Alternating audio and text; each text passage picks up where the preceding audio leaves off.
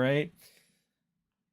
I think that's how we do it fair. I don't think we do it fair like that. But all right, so we got 2 hours on the show, 2 hours and a half maybe.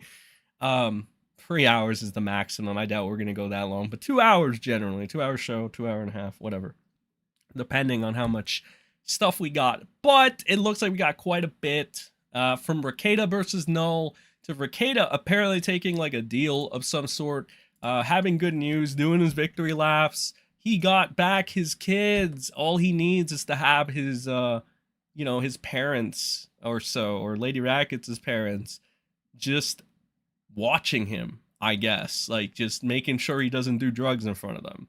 So I guess that's a W. Oh my god. Camelot did this entire fucking stream, bro. This Camelot guy does this entire stream.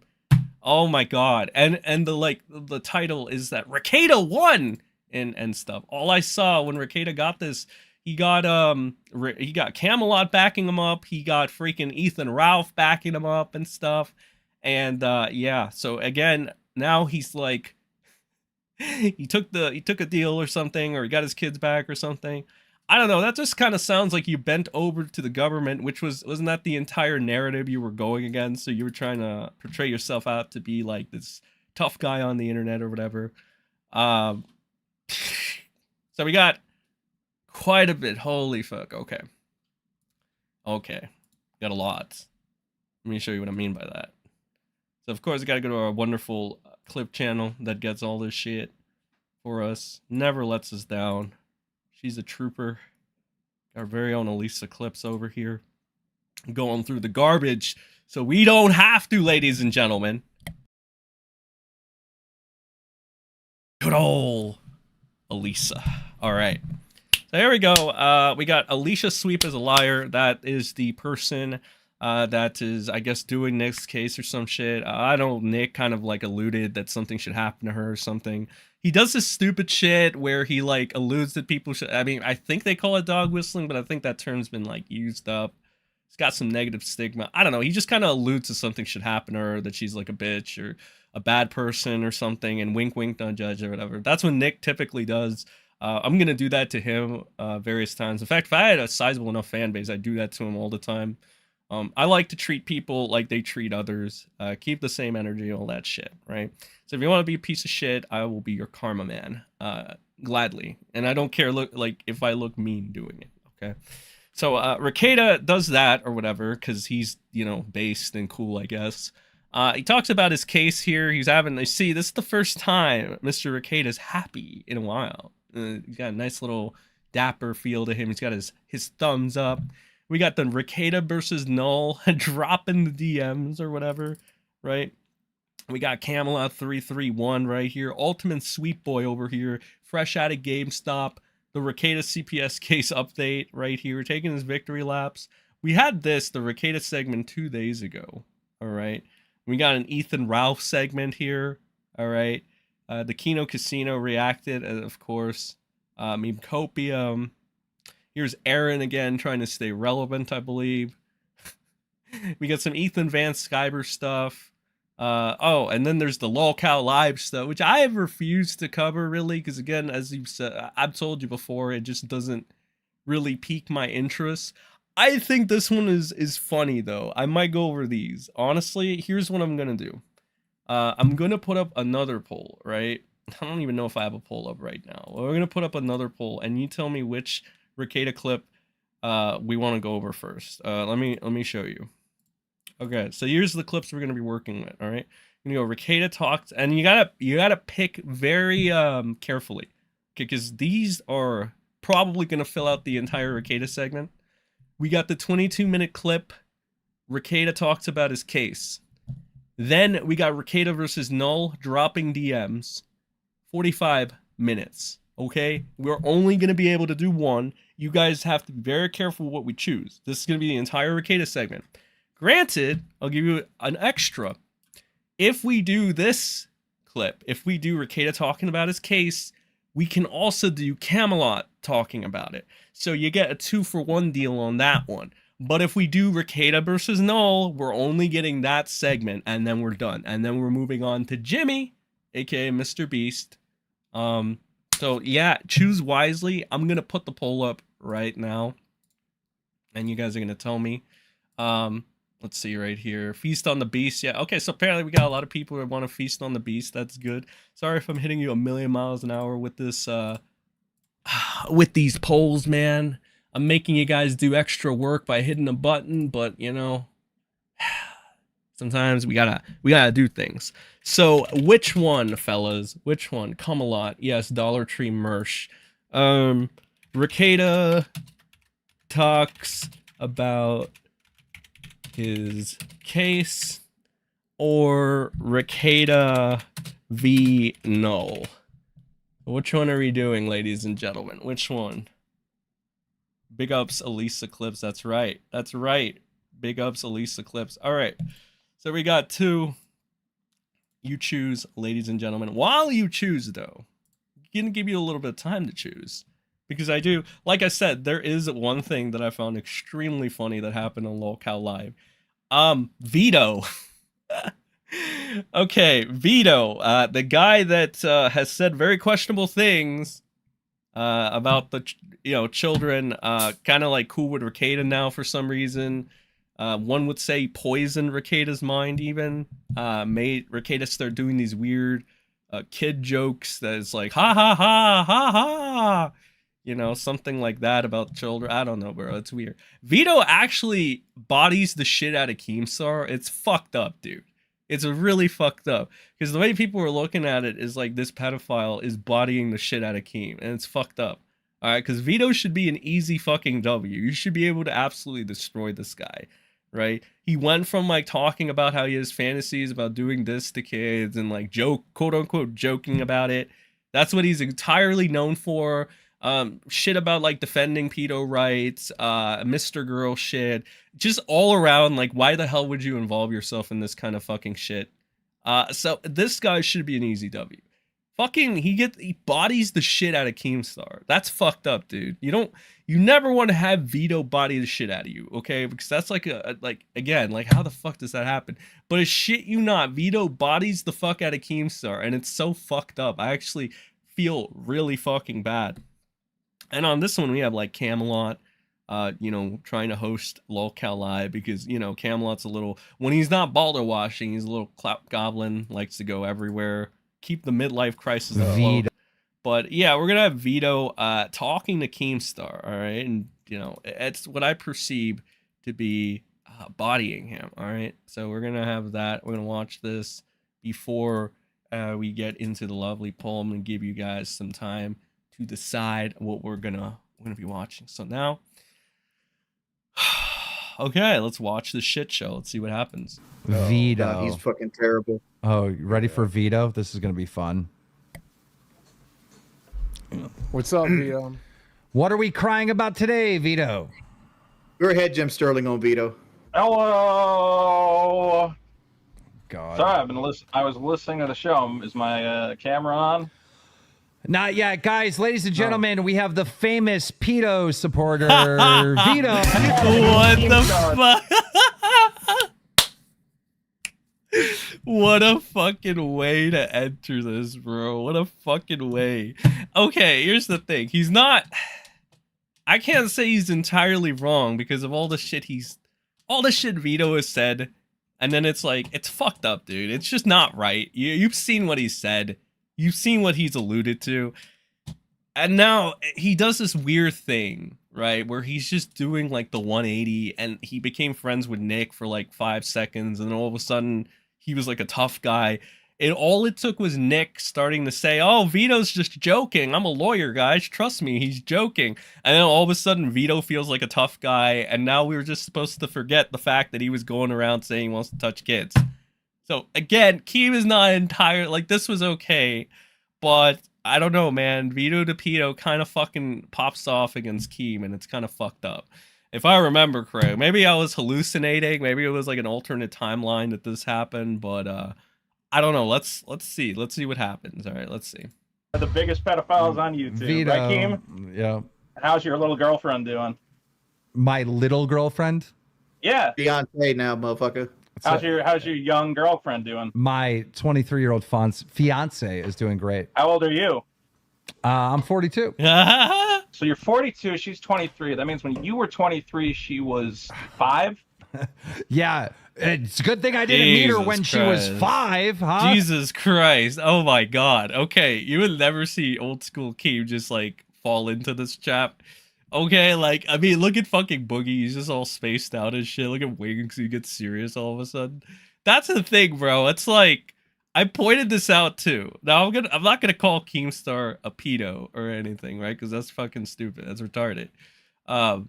It's just, yeah, it's fucking stupid to like. I don't know. I just don't. It's not any moral shit, right? It's not no moral figuring or anything. I'm just saying, bro. If you bring that shit up to light, right? It is kind of fucking weird. It's like, Keem, I've said this before. You blocked me for this. You blocked me for pointing out. Oh shit. I didn't even point it out. I was just like, I didn't know Keemstar's fucking girlfriend really wore braces, lol, and shit. You got so insecure about that you blocked me off of that. I wasn't. Like, it's just weird, bro. This guy was drinking beer when this chick was drinking, like, you know, milk or whatever, right? It's fucked up. It is really fucked up when you think of it like that. Of course, Vito is his mind is gonna go straight to that. But I'm just saying, Keem, you shouldn't fall for this. Keem, you should just, why did you even humor this guy? Why did you even have him on? You could have just said that first thing about Vito and then kicked him out, or like press him on anything else, but you actually let him get this fucking uppercut on you. And it's so fucked up, bro. It's like literally fucked up. I can't fucking believe you let this guy get an uppercut on you. That's fucked, dude. Vito? Yeah, no. You like, waited. you know what's funny? It's funny is like, It's good that you I'm waited. 42. I'm 42. My girlfriend's 23, right? In your mind, you're like, I wonder what it was like when she was 5 and how old was he then? That's where your mind goes because you're fucking sick. Yeah. I definitely do not respect that at all. Yeah, isn't this the guy? Your history. Isn't this the guy that Wait, defends my history right? of what? Aren't you the You guy? guys are the ones Hold on. dating little girls. I'm asking you a question. Aren't you the guy that defends rights for pedos? What do you mean? You want all these? He said we should have, and we have this whole archive. Like everybody has an archive. I'm pretty sure Kiwi Farms were the originals that archived this shit. I'm pretty sure I have a fucking video on it as well. Vito, for whatever fucking reason, I don't know why. I guess it was like at the height of the Destiny stage where Destiny was like, I mean, like defending Mr. Girl, and he wanted to keep him around and have him like exposed to his community and shit.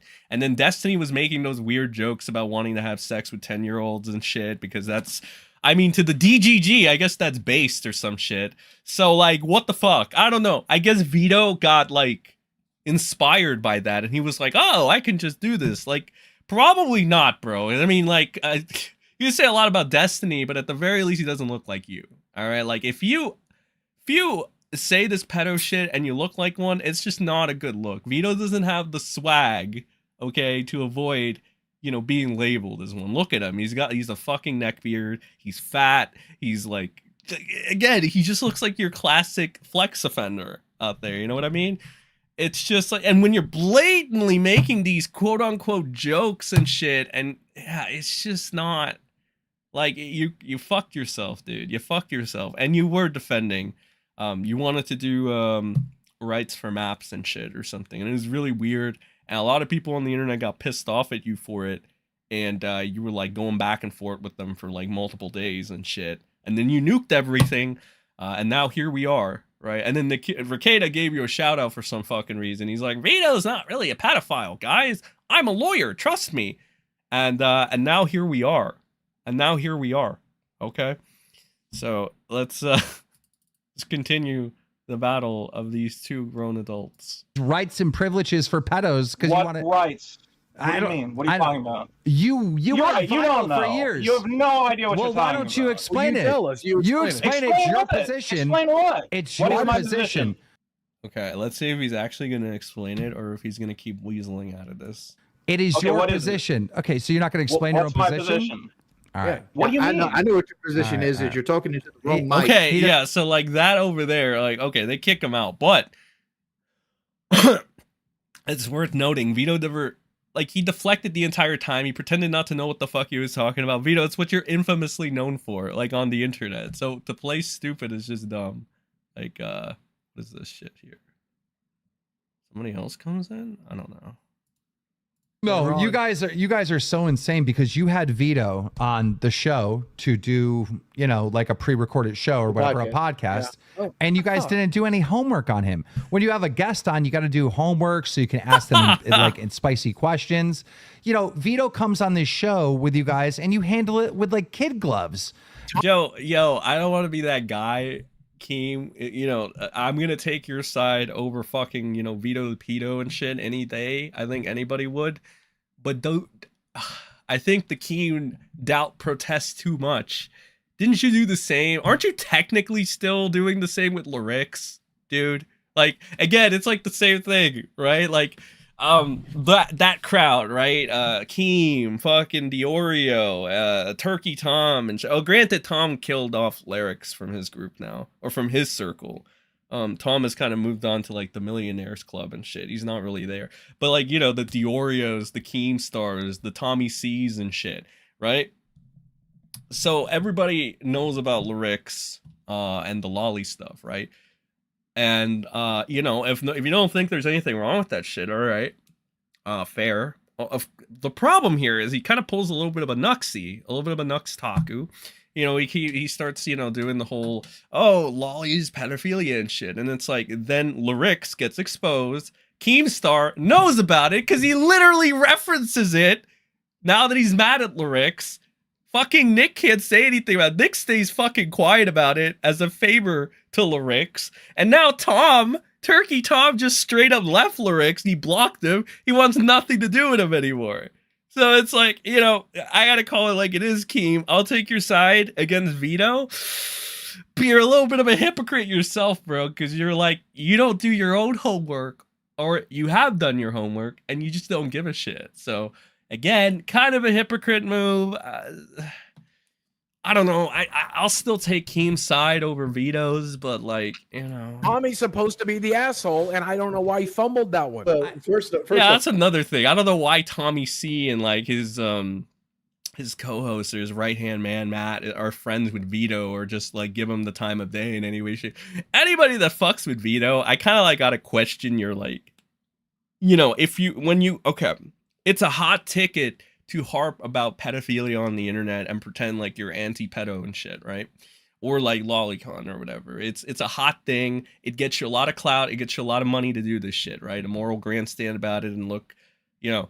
But what happens when these people just like turn a blind eye and don't actually give a shit, right? Like Tommy C doesn't give a shit. Matt didn't seem like he gave a shit about Vito and shit. You know, it's like a dead horse. Lily, of course, Lily. We already know about Lily. Lyrics, Nick, kind of. Like, all these people, right?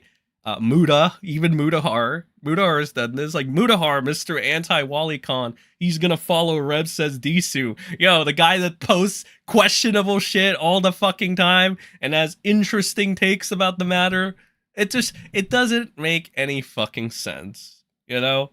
So overall, that's the segment for hypocrisy, I guess. You know, that's the segment for like a pedo kind of bodying Keemstar, which just kind of goes to show how the fall of the Keem, right? The fall of the gnome, rather, has gone downhill. So now I want to check the poll so we can get into this Rekieta shit.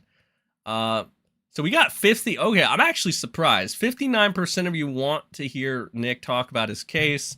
I don't know if that's influenced because you want me to find the Camelot clip as well, and so we could talk about fucking Camelot.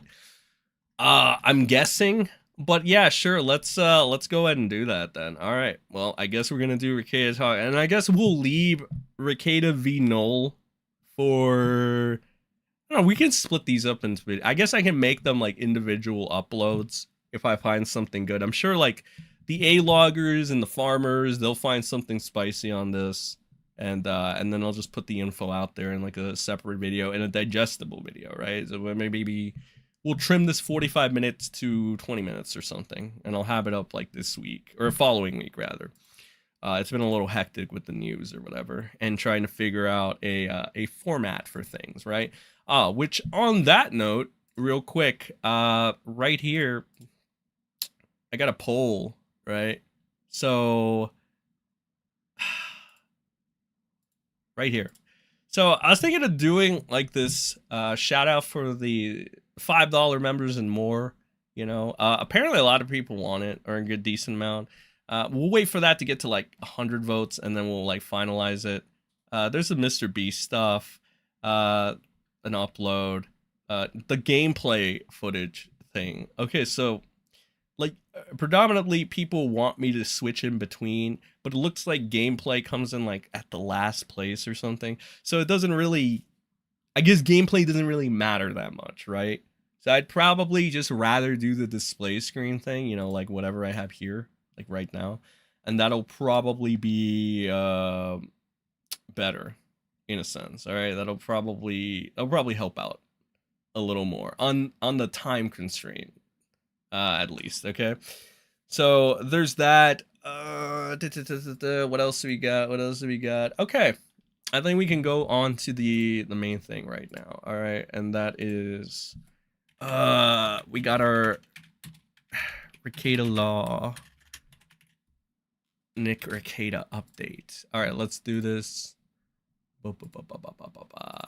Okay, here it is. Rekieta Law talks about his case. My family case is basically hold on. Rekieta Law talks about his case, updates, CPS, the government's mistakes, and the rambling cope. Okay, I guess I can kind of see why you guys want me to see this shit now. All right, let's see where this is at. Let's see. I am interested. My family case is basically resolved. The kids are home. There's a rumor that that the grandparents or whatever have moved in with us. That rumor comes from an idea that was thrown about in the early part of the case as a way to get the children home sooner. It was an idea that was not ever something I wanted to do, but of course would have done that if it would have brought my kids home sooner. I thought it was an insane proposition. And so did the county, frankly. The county attorney and the county services offices were not interested in that. The judge didn't really seem interested in that. One lawyer proposed it. I never liked that lawyer. The lawyer who brought it up the first time, I was nonplussed and non-impressed with his non-performance. It was his baby, and he was like, oh, it's a great idea. No, it was a terrible fucking idea, you weirdo. But hey, he brought it up, and so then it got bandied about back and forth. It was never really on the table as a viable option. Very silly thing. Was shot down over and over. But hey, one guy was really married to that idea. Go figure. But no, the kids are back home. They're back home full time. They're here now. They're asleep because it's bedtime. All of that. And it's great. It's really nice to have them back. To everybody who said otherwise, like, oh, Nick doesn't want his kids back. Yeah, okay. Yeah, your internet stuff is funny, but real life is real. And reality matters. And the reality of the situation is that 5 kids were put into really a lot of bullshit. Okay, and whose fault was that bullshit, Nick? Whose fault was that bullshit? I wonder whose fault that could be. And it's built on the backs of bullshit. And that bullshit takes a long fucking time to fight and correct. And that bullshit is cocaine. Don't do drugs, kids. Or adults in their 40s living midlife crises. Especially when your rights are abridged during the process. Oh, more rights. So that being said, more rights. That phase is over. And now we move on to the criminal phase of our case. I say phases, they're separate cases. They just run parallel. But the criminal matter is ongoing. I cannot talk about it. Let me put a little asterisk there. People can always talk about their criminal cases unless there's a gag order. When I say in this instance about my criminal case that I cannot talk about it, I certainly can. I have the ability to. I have the First Amendment right to. But it's not wise to talk about most aspects of the case. And so those aspects of the case that should not be talked about, I won't talk about. There are a couple things that through this process I have felt comfortable talking about and issuing specific statements on. Usually it's a statement about Minnesota law, like when I talked about the filing of the long-term placement plans. Even though the children were not looking at long-term placement, I felt it would be useful to dispel the improper notion that they were going to be placed on some permanent basis outside of the home or a long-term basis outside of the home. I thought it useful to dispel that notion, educate people, say, hey, actually, Minnesota requires these timelines and things have to be filed by certain dates, even if they're not the trajectory that the case is going. So they run them parallel to what's actually going on, because there's always a chance that the people on the track will fuck up and go off the track, and they'll have to go with the alternate plan. And once that happens, they're up against a statutory time. Okay, chat. Maybe it's because I'm not brainy enough or whatever, right? But what are you getting out of this? Do you believe Nick? Is Nick telling lies or is Nick telling truths? Okay, I want to know. All right, we're in deep with the Rekieta segment. All right, hold on. Is Nick telling lies or is he telling truths? The reality is Rekieta is a lame done cuck nucka. I got blocked by Keemstar for sending him an AI video of him twerking on the train tracks. Lily is yes, you're right. All right. Let me ask you this question, okay? I will do you believe Nick? It's a standard question. Do you believe Nick? He's pouring his heart out, all right? This is a 22-minute segment. He's gonna explain it to us. I mean, you've seen 3 minutes of it already. I don't know, man. I don't know. Is he lying? Is he lying? Is he telling truths? I don't know, man. I gotta be honest. I trust the people more than I trust Nick at this point. So, yeah, you tell me. Is Nick lying or is he telling the truth? All right, I'm curious what you think. All right, guys. All right. Let's see. This here. All right. Let's fucking keep going. Gotta do a little bit of arranging. Let's put the display back. All right, 3 minutes. 19 minutes left. Let's go. Timeline. And so they have to run them both with the hope that the one thing goes right and the fear that the backup plan will need to be used. I tried to explain that because it's a point in Minnesota law and it doesn't actually say anything specific about my case. Other stuff I've talked about is rather general. I've talked about things like what Minnesota has to prove in our criminal case. They have to prove something called possession, probably constructive possession. Does anybody know if Josh responded to this in any way, shape, or form? Like, did he respond to Nick's? Did he respond to it like on a mad at the internet segment? Did he respond to like, where can I find a response? Because this was on, I think yesterday, right? Because this was uploaded 8 hours ago, so I guess it was, yeah, it would have been yesterday. And I know, Josh did a mad at the internet earlier today. So did he respond? I'm assuming he did respond to this. So is there anything Josh said that I want to know about that I can see? Because I am interested in what he would have to say about this. Elements to it. I'm not going to get into it now, but that, because I honestly, like, I believe Josh and the Kiwi farms at this point more than I do him, so I'd rather get their perspective on this as well. that's what they have to do. There are facts in my case that make this not the easiest thing in the world, and those facts may be brought before the court. People have consistently gotten things wrong about what's going on outside of the courtroom. I'm not always inclined to correct them, but one of them that happened early on, for example, was Lady Rackets and I both posted bond at the exact same time. For whatever reason, her bond did not get filed into her case, and people thought that I posted bond and she did not, and that there was some speculation about some rift or some plan or some setup there, when actually it was just a government mistake. The government has made mistakes all over this case. In fact, some of the documents that have come out, specifically unredacted documents, are due to some level of government mistake somewhere. The government. That's just how it is. There's a lot of things that go on in these cases. A lot of people touch them, and there's a lot of things that go on. Mistakes get made all the time. I want that to be clear. Government. Because people both underemphasize and overemphasize government mistakes, government malfeasance, and government maliciousness. They're not all the same thing. Government makes mistakes all the time. Those errors don't always and often don't have an impact on the overall case, but the mistakes still happen.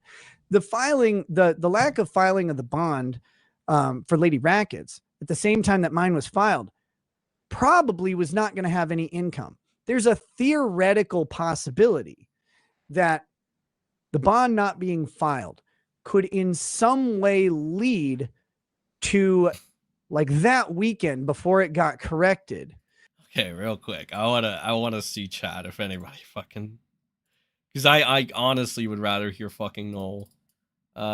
Nick better start a pie, blah blah blah. The government applying for the DoorDash and no one is fucking out. Rekieta's wife got mistakes bunked all over her face. Okay, you guys are brutal with that. All right, let me see. See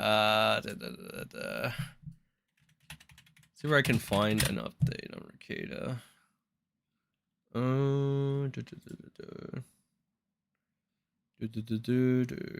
Drama is gay. YouTuber lawyer is it? What the fuck? Okay. See, where the fuck can I find? I guess I could go to Kiwi Farms and find it, or did somebody send something in a group chat?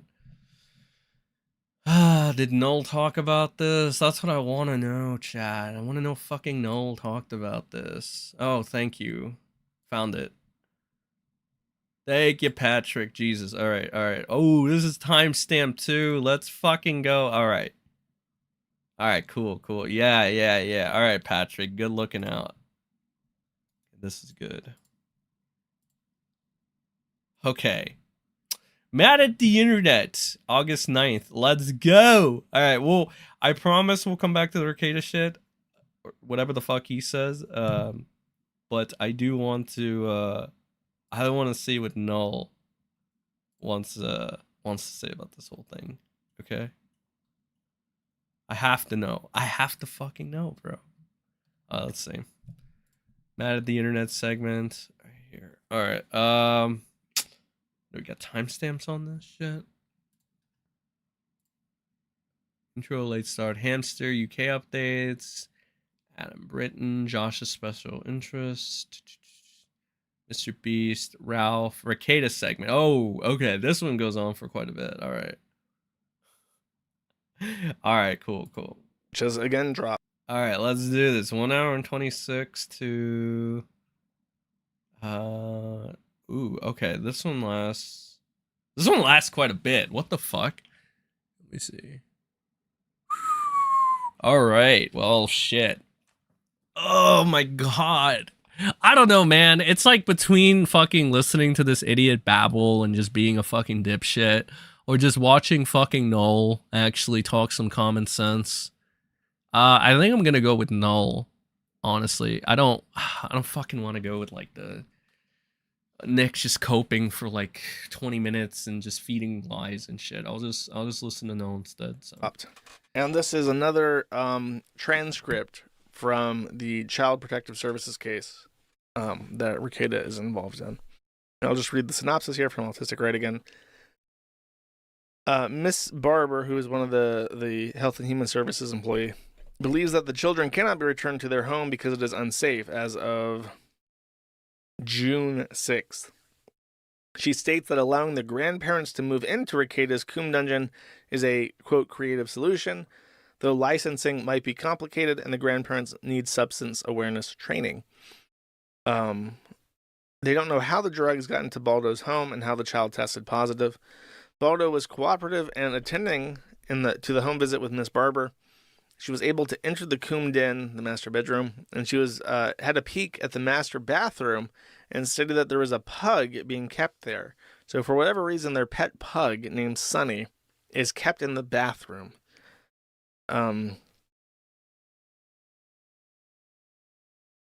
She says that constant usage assessments that return negative results will expedite the reunification process, but as we discussed during the Boss Man Jack segment, Rekieta is unable to produce those apparently.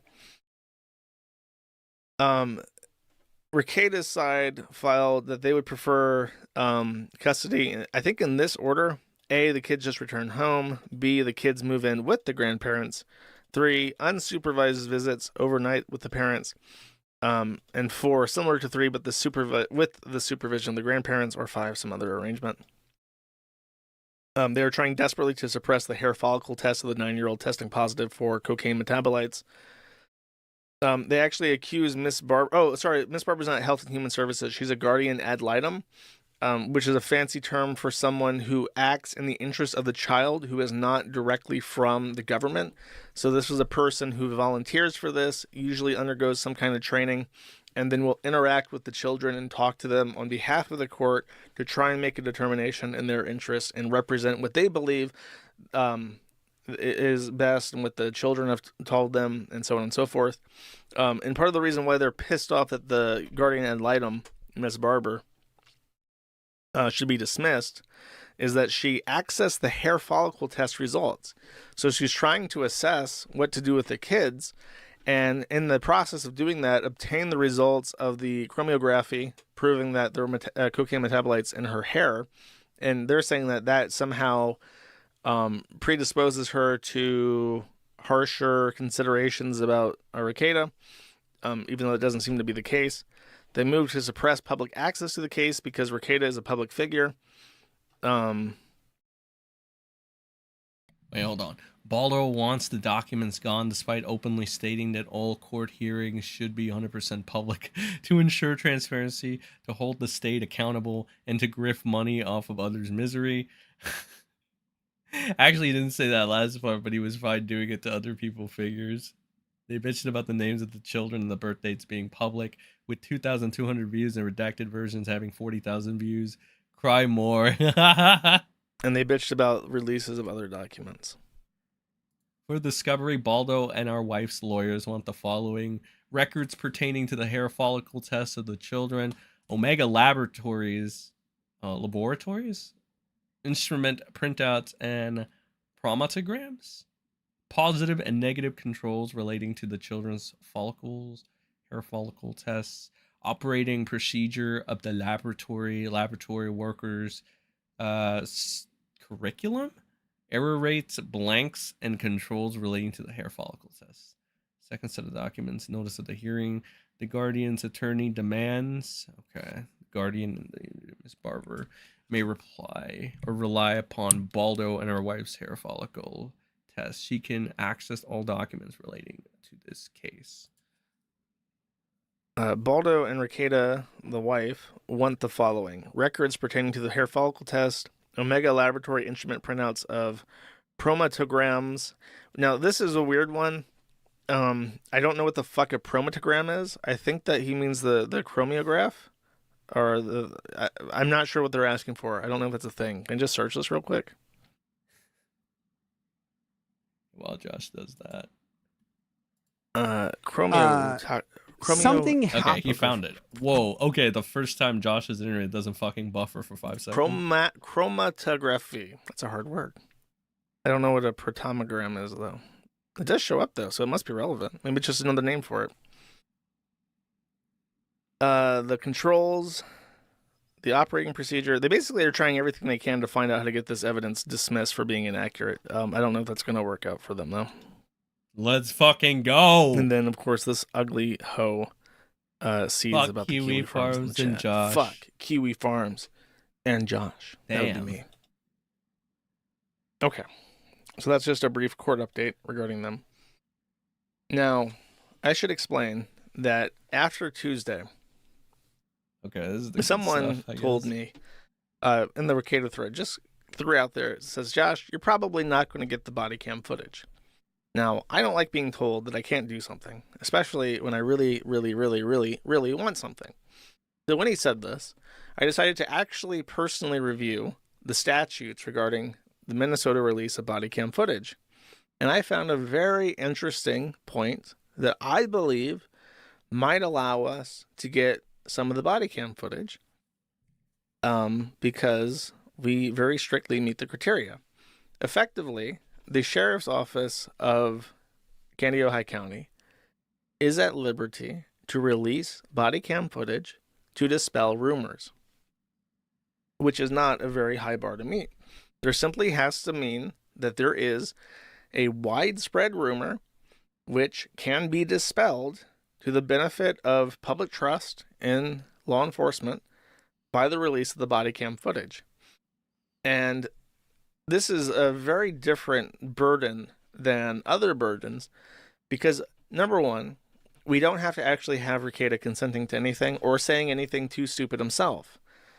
As long as there is a rumor to be dispelled that would be benefited by the release of the body cam footage, then we can try to justify it through that angle. And to our benefit, Rekieta has been not saying too much publicly about the police or the Health and Human Services, especially when it comes to the date of the search. But Rekieta has been in the ear of other people, notably Robert Barnes, who was an attorney on the Rittenhouse trial. Fucking Barnes. Viva Fry, a YouTuber with over 600,000 subscribers. Canadian. Camelot, another YouTuber. Kumalot. Even Ethan Ralph. Because these people all have stated repeatedly that there is... Dude, what a fucking all-star lineup. You can imagine the fucking autism of the Avengers trudging through the Baldo Guard version of the Avengers. Just fucking insane. Corruption in Candiota County. Viva Fry went out and said that the search was, and Robert Barnes said that the search was in parts instigated by a probable cause warrant that shouldn't have been allowed, but was allowed because, as Viva Fry said, that Nick Rekieta was the most vocal critic of the local government and what he called that corrupt shithole. And so they went after him, and they went after him in apparently the dirtiest way possible by going after his kids. And these are things that have been repeated or heavily implied by Rekieta himself. There's clips on the Chrissy Meyer show where he's talking about how, you would be surprised what you have in your house, implying that he didn't know that he had cocaine. Or that, and Chrissy Meyer immediately asked, because it's the obvious implication that the police, or that Nick even said something about you don't know what police might bring into your house, very obviously implying and insinuating that the police of the county brought cocaine into his home. Chrissy Meyer actually asked immediately. We gotta find that clip on. If anybody has that clip or knows where to find that clip, we gotta find that clip and we can use it. We can use it for truth and justice, ladies and gentlemen. All right, because at the same time, it's like, what the fuck? What is that insinuation, Nick? Like, that's kind of wild, man. Why would you say that? Because that's the obvious second follow-up question. Like, are you saying that that's what happened? And then Rekieta says no, but no, that's the thing. You didn't do it right, John. He's supposed to be like, no, I'm not saying that happened. Is like he's creating this thought that there is malfeasance, there is wrongdoing, and people are believing it. Chrissy Meyer immediately suspects that the police had, his friend suspects that police brought drugs into the house. Robert Barnes talks about the corruption. Viva Fry says that it's a corrupt shithole and they're going after him. Yeah, somebody needs to chronicle Barnes, Chrissy Meyer, and Viva Frey and put it into a video and, just spread that shit like wildfire. And Nick as well. I mean, who would ever do that? His friend Camelot is indicating that the police force did something wrong. And that Dude, we got so many people trying to blame the police for this shit. It's fucking crazy. All these idiots here too that they mention are all up the police's ass, licking their assholes when it's convenient for them and shit. And now all of a sudden it's like, oh no, they're corrupt. It's a conspiracy. They're evil. It's like, oh my god, you guys are so fucking obviously grifting fucking fagaloons. It's not even funny. The warrant was unjust. And if you were looking at this from a neutral perspective, if you weren't me and you weren't someone who knew who Rekieta was, but you knew that this guy was getting eaten by the system, was having his kids taken away from him, was facing 25 years for a very serious possession charge, and you were hearing all these associates around him making this claim that the police were up to something, that Health and Human Services was lying under oath, then you would think that this was an innocent man telling anybody who he could trust in private that he is a victim, and he was trying to scream as loud as he possibly could in a way that wouldn't cause retribution, because they got his kids and they can go after him. They have that leverage over him. If you didn't know Rekieta, and if you didn't know, and if you weren't me, and you were just trying to assess the facts and what people are saying, you would assume that he was desperately trying to get someone to listen to him about how he was being treated, and he was just afraid to do so in public. That's how it would look like to me. So, I genuinely, with no extension of the truth, no backward justification, it's very obvious that he has created a rumor that can be addressed. And the question is, can that be the question then is not that if there's a rumor about an interest of public trust. The question is there a rumor that can be dispelled by the body cam footage, which we're coincidentally after anyways, right? Well, yes, because Robert Barnes also, yeah, somebody brought this up that like Rekieta did call the worker by name, and I mean, like, fuck, I think Elissa has this already clipped too. So I mean, that in itself could be used. Nick is saying that this government official or whatever lied under oath. So again, like, it keeps stacking up. He's saying that the police set him up, and then, like, what is this? Dude, I wish YouTube wasn't so restricted in like what you can say and shit. I wish that we could go back to where, like, you know, like, so I don't know. The creativity can just cucks you. It cucks you from being able to say any outlandish shit. But whatever. That's just 2024 in general. Yeah, you called the worker by name and said she lied under oath. So that's another heavy. That's not even an insinuation. That's just straight up, just saying that. What was it, Alicia Sweep or something? So, you know, he also did that. Names in particular a specific cop who he claims did something wrong, and there's a clip of this, and I'll pull it up if I have to, but he names a cop specifically who happens to be there on the day of, and it's like, we don't need dozens of hours of footage from every which way, but we know that there's a specific cop who was there executing the search warrant who has been accused by people directly associated with Nick Rekieta of doing something wrong. So how about this? Let's see the footage from that one badge cam, and let's see the footage of everybody in the master bedroom where the cocaine was found. Because if there's anybody planting cocaine with all those cops there, we should be able to see it. And if that one cop was doing anything wrong, then his badge cam would show it. And that way, there's a middle ground. You're not releasing everything. You can censor out all the kids. It's just one cop, one area of the house of interest to the public. And that was my post.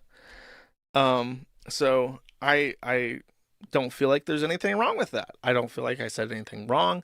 I'm not lying. I'm not being deceitful. That is genuinely the facts of the situation in a way that the county can meet me halfway and provide information to dispel a rumor, as indicated by statute. And Rekieta's response to this, despite being someone who really does proclaim that he is up against an unfair system, immediately contacted me my signal. And when he does this, I usually just paraphrase him, because I figure the reason why he's addressing me in private is that he wants me to pass along a message to the Kiwi Farms, but at the same time, I don't want to copy his words word for word, because then it's like we have a time limit on our messages. So it's like if I quote him directly, that might get him into trouble. So I am, when I paraphrase him, I'm not trying to cause him any harm. I'm trying to pass along his message, and at the same time create an air gap where nothing he's saying about his case can be used against him. I'm not trying to be mean. I'm not trying to misrepresent what he says. I'm genuinely trying to help him accomplish his goal while minimizing his risk, which is something that I do a lot. If someone has a message for my forum and I want to post it and talk about it, I'll have them message me. We'll discuss what they want to talk about. I will create a summary of it, and then I'll publish the summary. And then I'll say, I know that this is true. I can't show you how I know this is true, but I generally don't lie about things. So I think some people think that Josh is coping about this. I don't know. What the hell? What do you guys think? Who is coping? Is it fucking is it Rekieta or is it Josh? When I said life story, we're talking. I believe he was a combat photographer. Oh, it's Slug from the voice of a multiple times. We must enjoy the fact that Jake the Viking brought it. Oh my god. Yeah, we're gonna be talking about Jake. I actually I already made a video about Jake. So yeah, you can check that one out. Slug, since you're here, I'm gonna use the overlay with you in it. Right here. Wait, no, that's the wrong overlay. Hold on. No, that's the wrong overlay. Fuck, what happened to the overlay? Do I not have it on this thing? Oh, I guess I don't have the Slug overlay here. Oh. Feels bad, man. I'll put it on in the next I'll put on the next time. Oh, Belinda, how's it going? How's it going, my friend? Things. And I hope that you'll trust me when I say that I looked at this and I was very convinced, and this is what I saw. And that's a roundabout way that I have used over years to allow people who want to be whistleblowers but limit their own exposure do so more safely. And I'm simply extending that same courtesy to Rekieta. If he wanted to join the forum and post himself, I could accommodate that as well. If he had nothing to say to me, then why rate me? But I think he got pissed off because what happened is when I summarized this set of messages, I said that he wished me luck and he dared me to find rumor mongering that would implicate the police in wrongdoing, especially in regards to the search warrant. Say that he dared me because he basically says, like, he said very flippantly, please go find this video, which to me is a dare. You tell me go do something, implying that I won't be able to. I'm like, okay. Challenge accepted, right? So I said that he dared me, and he wished me luck in finding this footage, because effectively it was a dare. So then I hear the news, because I get fucking messages from people saying that he's live reading all of my DMs, which was my first reaction was, what a fucking idiot. Because that explains it then. That explains what this is about. Right here, hold on. Okay, yeah, all right. Now that explains the drop messages all of a sudden. Okay, all right. That's good stuff.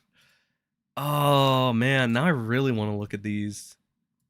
That's a 45-minute fucking. Ooh, I don't know. I wonder how much of this is him rambling about shit, not actually covering the messages. Ooh, that's a 45-minute drop though. Now I'm really curious. We'll have to do it on the spare time then. Okay. So Nick hits up Josh and then okay, well he's going over. That's probably why. Okay. That's why this segment's so long. Oh my god. Okay. If we're gonna do this, honestly, probably okay. We'll do the MrBeast segment now. Really fucking quick, because that one in itself only requires a little bit of time. Let's see. So I'll do the MrBeast segment real quick, and then we'll go back to Rekieta. We're gonna finish up with Rekieta, since it's gonna take like the majority of the time. It was the dog pack video. So there are two things in the dog pack video that are worth noting. The only, in my opinion, two things that are worth it in this. Okay. Also, guys, hit the like, YouTuber stuff. Belinda, my friend, if you want to be my sin for the day, I would not be opposed to that. Slug, you too. I'm sorry, that's my internet coming out. Oh no. Don't worry, I don't have a long nose, and I'm not into cocaine. So I should be fine. Okay, real quick, and I should probably start doing timestamps for these. I'll probably end up doing timestamps eventually. If anybody watches the replay, ends up doing timestamps, I will pin your comments so that, you know, whatever, to make it fair, make the time worth it. I want to go ahead and run this real quick, do this segment real quick, because there are only two things in this video that I think should be highlighted, and the middle part, which takes up a good chunk of it, not really that good. Belinda, thank you for hearing my pleas, girl. Thank you for the gifted members. Dogpack released the video, right? Dogpack is the ex-employee that's been exposing MrBeast, essentially. The first video did rather well. This video did pretty well as well. First video basically exposed MrBeast for this, I want to say, deceptive practices, just overall scamming a bunch of people, a couple federal crimes, I would assume, which is why lawyers are getting involved in the entire matter. Cease and desist are being thrown out. MrBeast is obviously panicking. This one had a weird thing, because through the middle, it was like an interview with no real receipts. It's just word of mouth from this one guy, who at one point, it's really fucking weird because he admits that his dad is a pedophile and shit.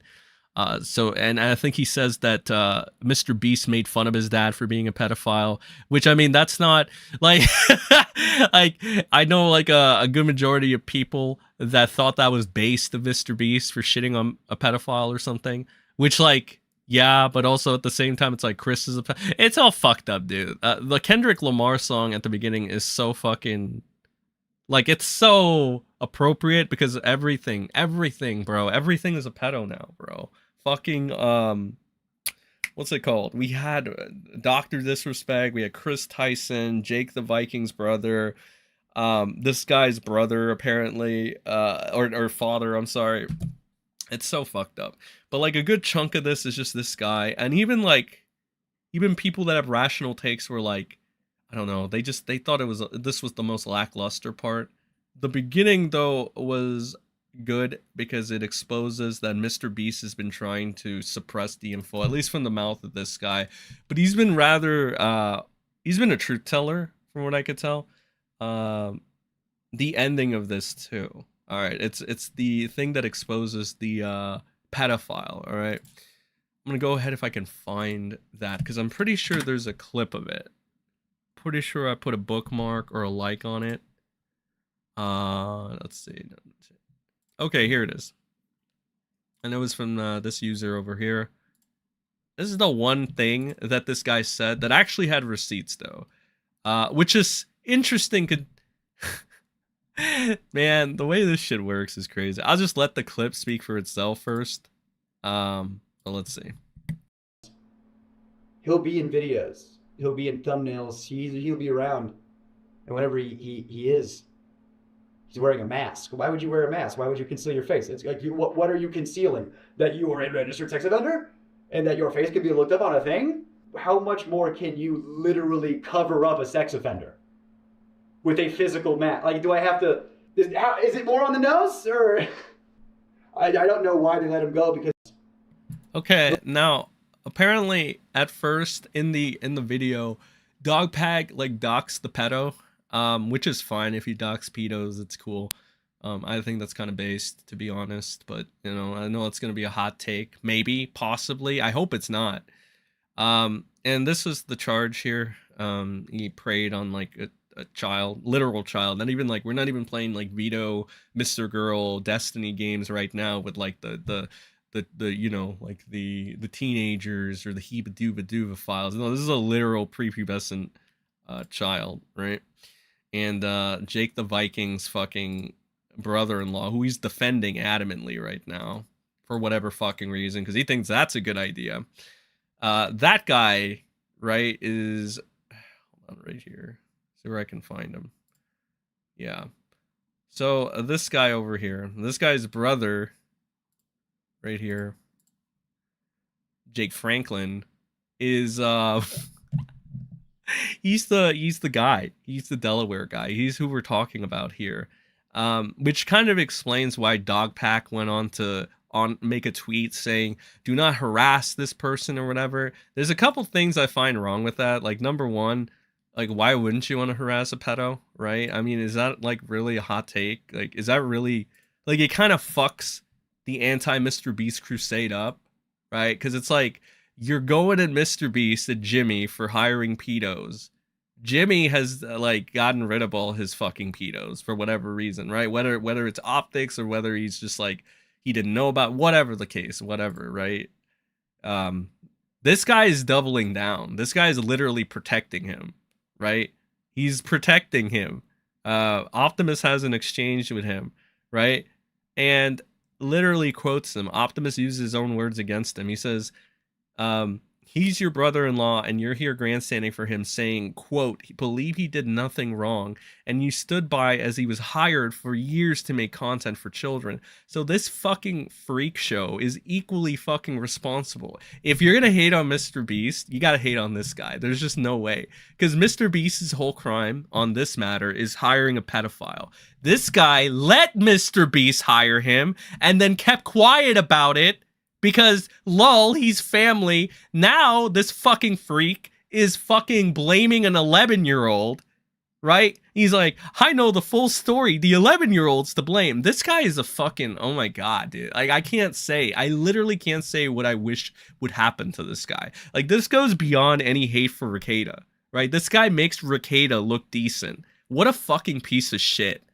Like, how are you blaming a fucking 11-year-old to cover for your brother-in-law's actions? He's not even blood related to you. You're a fucking freak. You deserve to be on the registry yourself for defending a registered sex offender. Oh, it's a fucking YouTube stream. Thank you, YouTube. I can finally fucking say that word. Jesus fucking Christ. You don't know the leaps and bounds I have to fucking go through to even just get a video fucking monetized so the info can actually get out there. I don't have my fucking connections like other people. I don't suck other people's cocks to fucking get engagement or get my videos around. It's just me, all right? It's just me and whoever supports me, right? So it's a fucking hassle to get this info about, right? And it's a hot take. Not a lot of people are gonna do it, right? And I'm gonna fucking do it, because fuck this guy, and I knew he was a fucking snake from the get-go. I said this guy with his conspiratorial fucking fag shit was a snake from the get-go, right? And everybody was like, no, you gotta fucking go with it. It's like, fuck you, fuck Jake Franklin, fuck Lily, fuck all these people that harbor pedos and are now like, oh, we hate Jimmy for harboring a pedo. Oh, that must mean you hate yourself too. You know what? There's a cliff over there. You know what you can do if you really hate it so much? Ha! Yeah, there you go. Like, I think Repsion said it the best over here. I think you should have a nice day. Yeah, pretty much, dude. Pretty fucking much. Because this guy, he's literally defending a pedophile. And here's the thing, bro. I didn't even start off that bad for him. It was just Tom shitting on him because he's like, Jake the Viking constantly tweeting about MrBeast, knew about Chris Tyson being a creep, only for it to come out his own brother-in-law who worked for MrBeast is a sex offender, which Jake knew is so funny. Because it's like, basically, Jake, let me break it down for you in Repar terms, all right, you fucking idiot.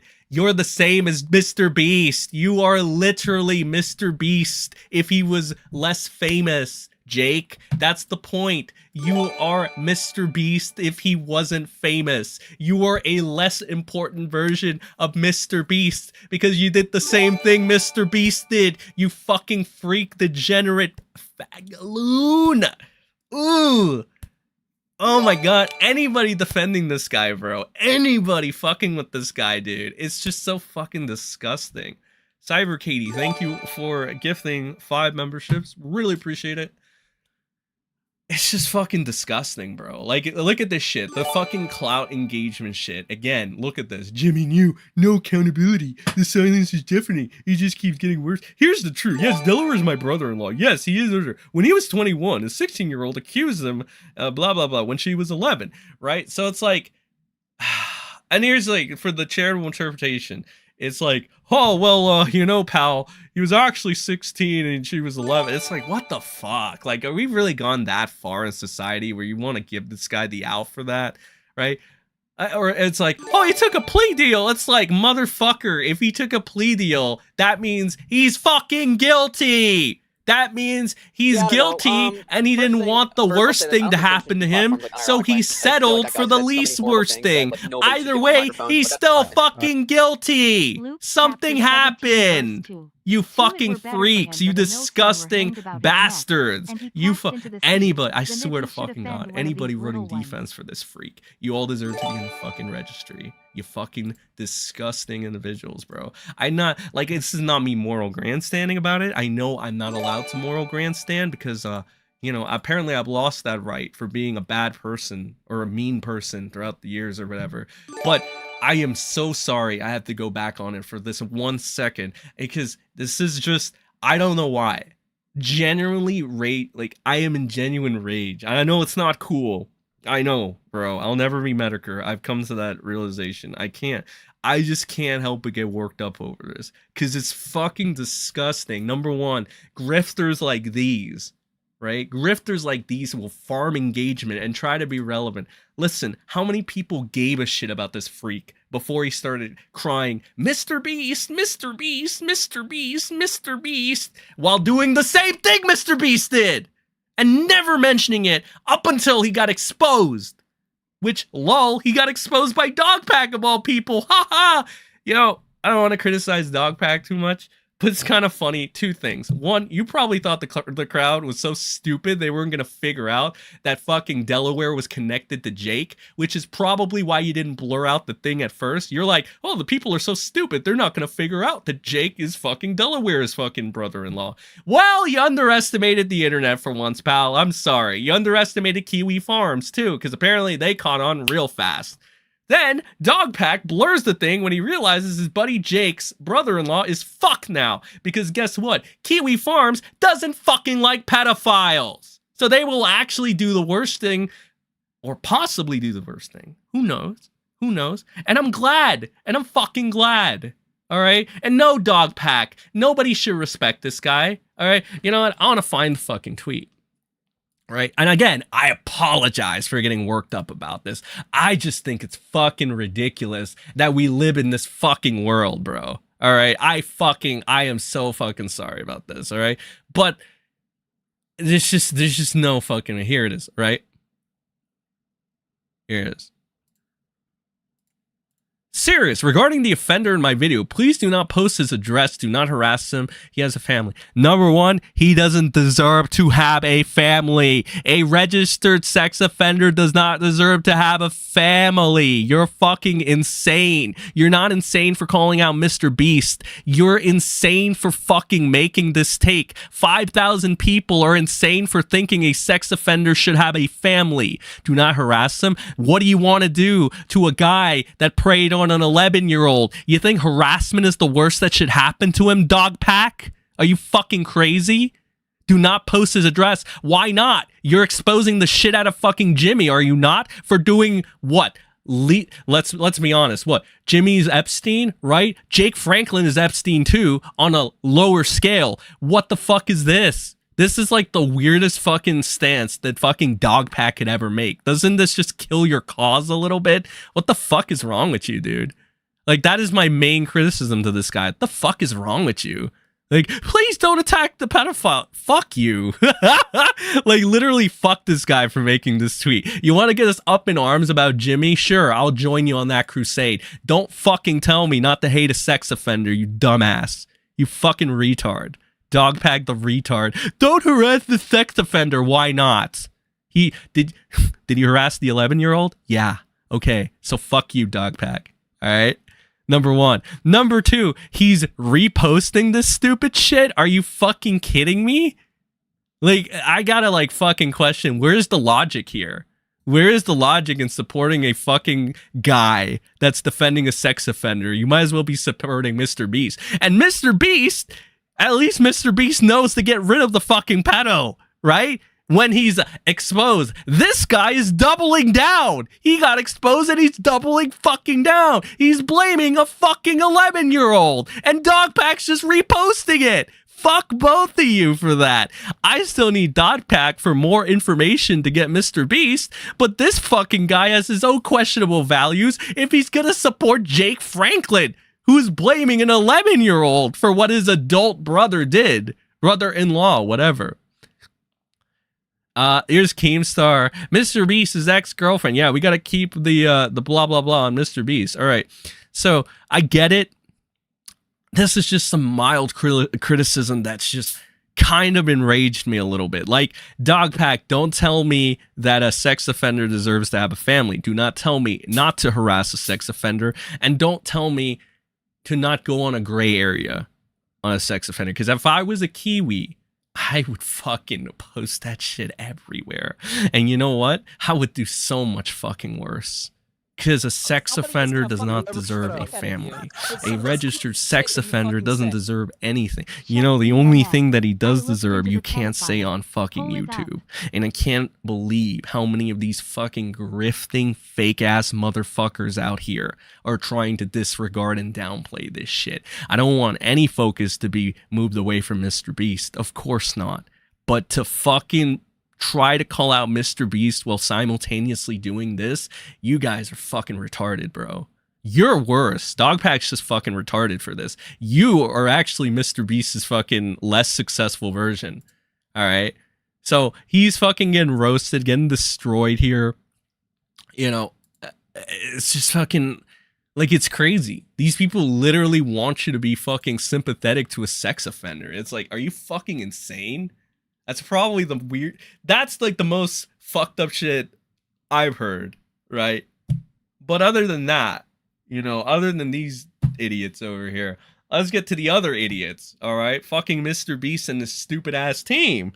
So what's going on with MrBeast and his shitty ass team? After posting, I got hundreds of messages from former MrBeast employees, and I had them all like send proof of former employment. You know, just people showing their support or telling their stories of you know, fake videos or unsafe practices, you know, toxic workplace, stuff like that. I'm not really going to get into those claims because, for one, like, most people want to stay anonymous, which I understand. And also, like, I think most of that stuff's just been covered with you know, the news coming out about Beast Games and everything. And also, I have like more serious allegations that I want to start covering.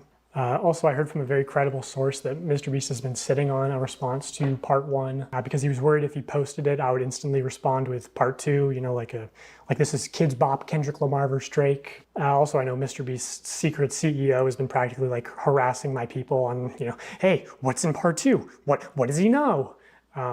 So I will just tell you, James, what will be in part 3, so you don't have to harass my people. It will be about serious allegations of sexual misconduct in the company and your direct involvement in covering up those crimes. And I'll make sure to give you full credit and plaster your face all over the screen when we talk about that. So yeah, I've gotten dozens of messages from former MrBeast. Yeah, so that's the good part over there. But like, again, seeing this back, like replaying this while I read this tweet, it's just like, bro, like, you're just... you're skating that line, man. You're skating that line to be just like him. Because it's, again, it doesn't make sense for you to fucking repost this. It doesn't make sense for you to make a defense for a sex offender. Are you fucking kidding me? Like, what the fuck is that, bro? That's insane. Look at this shit. Look at what he did. Look at what he fucking did. Fucking MrBeast is evil for fucking employing this guy. Fuck up for a second. But like fucking Jake Franklin, man. Jake Franklin's evil for defending his brother-in-law. He is not even blood related, bro. And you're going so hard to defend this guy that fucking try to...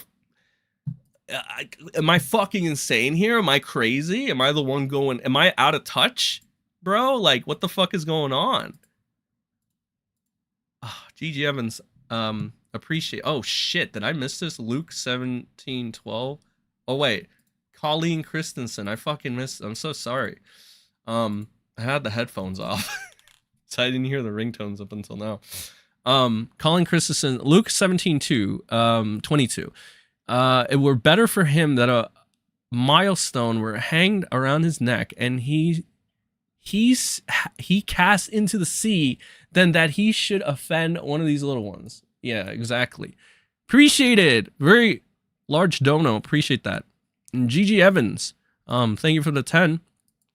Jake the Viking really needs a proofreader for his tweets. Jake, while claiming his brother-in-law is innocent, implies he was a part of a rape gang since the victim didn't just finger him for the essay. Dog, what the fuck is going on? Okay, like, I gotta ask you guys, am I fucking insane?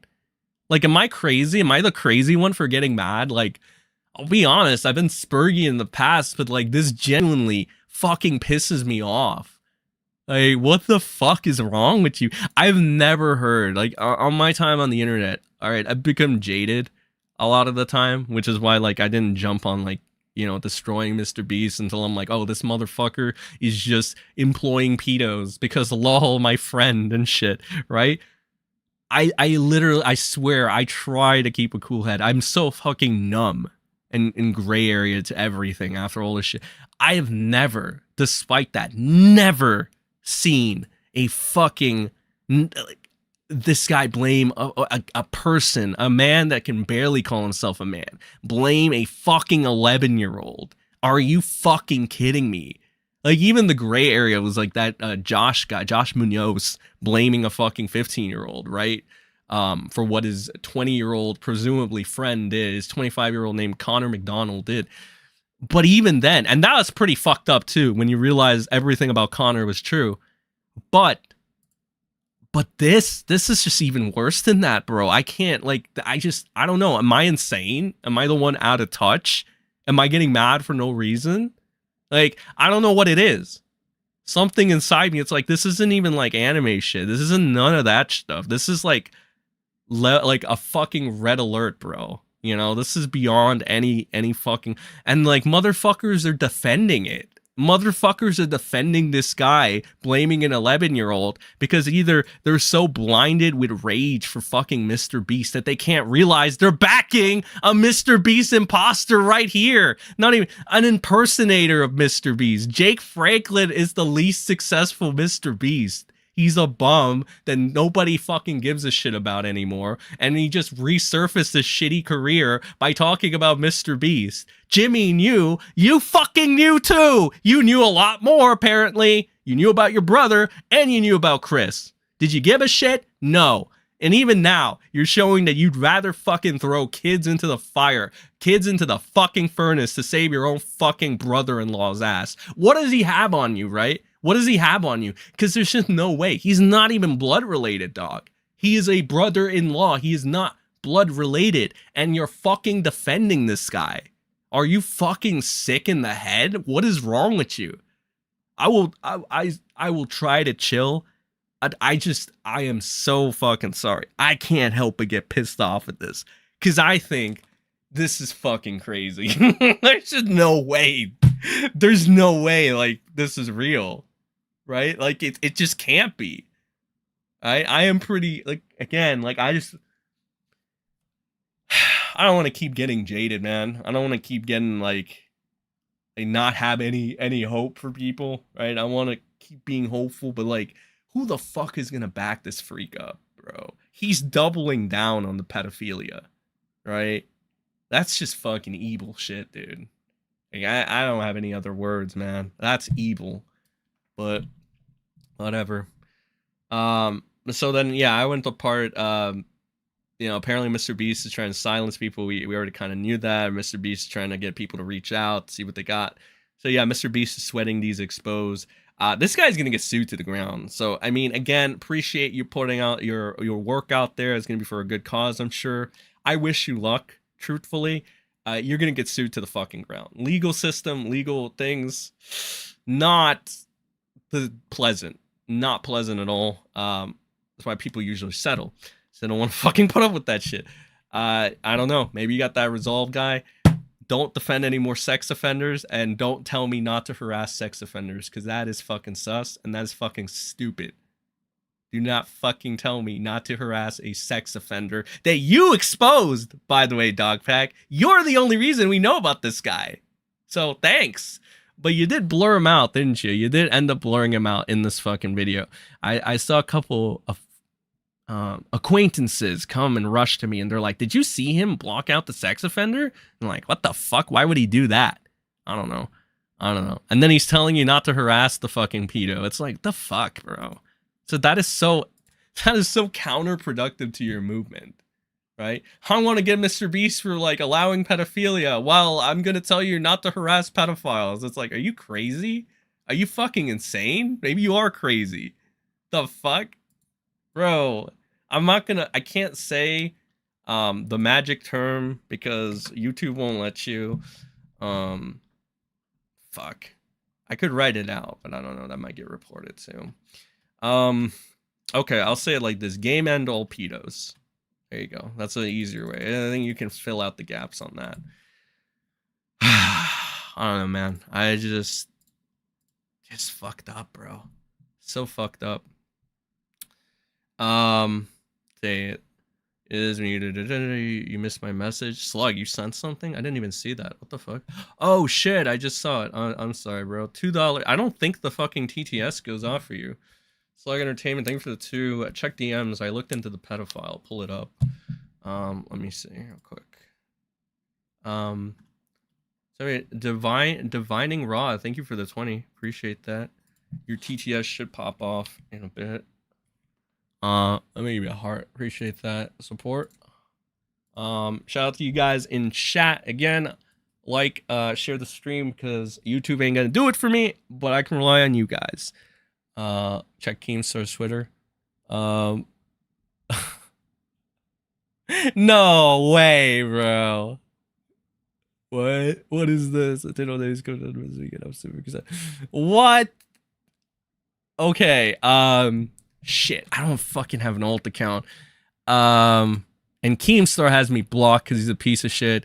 Yo, Pat, if you can get me screen caps of that, like of what's going on in the comments over there, I would really appreciate it. And like, I can read it from here. But yeah, so like if you can get me that, that'd be awesome. But apparently, Keem posted a message. Hold on. A man who really doesn't need an introduction. A man who's thrown optics out of the window. A man. Keem's been pretty on the money with these things, so I'm gonna trust him for this. Kind of represent. Let me put that over here. We gotta make this. I'm gonna try to put this up bigger for you guys. Okay, so I got this from my boy Pat. So regarding Jake the Viking flew a 17-year-old to meet Delaware. So you know, it just kind of. Oh, and this is the idiot fucking backing up Jake Franklin too. He's the one that tried to deflect onto Keemstar and shit. This guy is a little freak too. I gotta fucking This is okay. This is bad. Okay, this is what stains your movement. Honestly, dude, I'm gonna be real with you. This is you gave MrBeast, you fucking idiots. All right, Dog Pack, fucking Jake, and this other little bitch over here, right? What I'm about to cover. Nathan W, right? You stupid idiots are giving Jimmy a fucking leg to stand on, you idiots. When you have this fucking cause, this righteous cause you guys are standing behind, you know, you do a smart little thing like, you know, not help sex offenders, not rationalize sex offenders, right? That's what you fucking do, you idiots. All right? I don't know if that's... You understand that you guys are so fucking stupid in your deluded little minds trying to help Jake. You are going to give MrBeast an out. Because what is MrBeast going to do? Listen, we've already established he's going to retain a fan base regardless. What is the next thing? Logical thing. Look at these guys. They're fucking defending a sex offender. Duh. They're going to do the same thing this little freak over here is doing right now. MrBeast is probably going to deflect onto you. And you know what? It's going to work, you fucking idiots. Because something I've learned while my time on the internet, the reason for deflections, right? It works because there is a majority of people that still want to believe in you. So they will take anything they can. And they're like, oh, deflection? Well, you know, my content creator might be bad, but yours... That's where you guys are fucking up. You guys are giving MrBeast an out, you idiots. Never mind the fact that you're defending a sex offender. Never mind the fact that you're trying to help a guy that's defending a sex offender. Never mind that, okay? You guys can be gray areaed with that all you want, right? You're giving Mr. Beast an out, you fucking morons. Why would you do that? We got him on the ropes, you fucking morons. It's so close. It's like it's right there. And you give him this Hail Mary. Why? Why are you... What's the point? You guys are such amateurs. No fucking wonder. So we're canceling Jake the Viking for not disclosing that the guy his sister married is a registered sex offender. Let me stop you right there before you deflect onto Mr. Beast and Keemstar and Chris, who all are equally bad people in their own way. That's what deflection is, pal. You try to go and be like, but yeah, I learned that. Here's the thing. Jake is just Mr. Beast, but less successful. Okay? And you're not canceling Jake the Viking. You're pointing out that it's funny that he's a less successful Mr. Beast. You're pointing out that it's funny that he didn't feel like coming out with this info until he got exposed by, funny enough, Dogpack, and then later on the internet or Kiwi Farms, whichever exposed that fucking freak. That's what's funny. There's no cancellation. Okay, Jake the Viking isn't a victim. He's just Mr. Beast. He's just another beast. Okay. And then this other paragraph. How is Jake to blame for his brother-in-law's actions? He's defending it! He's blaming a child! That's how he's to blame, you fucking idiot! I can't fucking believe people are so deluded. I can't believe people are so fucking evil about this shit. Like, for the longest time, I thought I was the most evil cat on the internet. Right? I thought, hey, I step on people, you know, I fucking hurt people's feelings. I go low. When they go low, I go lower. And then I see these people actually defending sex offenders, actually thinking that's cool and that's all justice and shit. You fucking fake ass motherfuckers. You make Nick Rekieta look fucking redeemable. The fuck is wrong with you guys? Like, there's no gray area in this. You're defending a sex offender. You belong on the registry yourself. You fucking sus-ass motherfuckers. What the fuck, man? I'm sorry, I didn't read that 20. I'm read that right now. Oh, it didn't have a message. It's all good. Love when Sen becomes Hurricane, Sen scapegoats, righteous whirlwind sweeping away all the PDF files. Maps need to go on the wall. Rise up. Yes. Indeed. Indeed. All right. So came with that bombsheller stuff or whatever. So that's cool. Let's see. I think I might have gotten some screenshots. Ooh, okay. Screenshots have been acquired. God, I didn't want this segment to go faster, to last as long as it did. I'm sorry. I just got on a passionate rant. Let me see. All right. I'm pulling up all the screenshots. Oh, okay. Apparently their Discord drops as well. Okay, so we got a good amount of shit to cover. Thank you for that, Patrick. Strictly Patrick, everybody. Appreciate that. Let me look this over. And hopefully we can get back to the Rekieta segment real soon. Belinda, thank you for gifting 5 more memberships. Yeah. Let's go. Thank you. Appreciate it very much. Let's see here. All right, so I got these again from my boy Patrick. Appreciate you. Strictly Patrick. Jake the Viking flew a 17-year-old out to meet Delaware. Let's see, we got some screen caps right here. Nate admits to meeting Delaware. Okay, all right. I am so fucking sorry, but I might have to go on another rant. So the little freak that's defending Jake met the guy. Okay. There's no fucking way these are the heroes, man. What is happening? You know, let me give you some lore. I know you probably didn't know this, but I used to talk to some Kiwi farmers, one of which, the lovely Jinx. And I think she was the one that said this. I could be biased though, you know, but like, believe it was like every movement inevitably goes to shit and inevitably becomes corrupt. And I do kind of believe that this MrBeast movement, if it continues in this trajectory, it's going to become fucking corrupt. This guy, apparently, the guy defending Jake the Viking and trying to deflect onto MrBeast, Keemstar, and Chris, who again, all equally terrible people. This guy met the pedophile. Okay, bro, you met the pedo. Okay, I guess I can see why you have a soft spot for him. All right, but then, like, what is it, dude? Why are you so mad at Chris Tyson for? You talk to pedos, and you're cool with pedos, too. This is the fake shit I'm talking about, bro.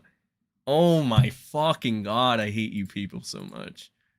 Okay, so let me see. Let's see those screen caps. Nate admits to meeting Delaware. Who's Delaware? The old MrBeast manager and Jake's brother-in-law. Unfortunately, I met Delaware IRL multiple times. Jake, well, okay, so it doesn't seem like he likes meeting the pedophile. Why didn't you say anything about the pedophile then? If you didn't like meeting him, okay, right? Let's see.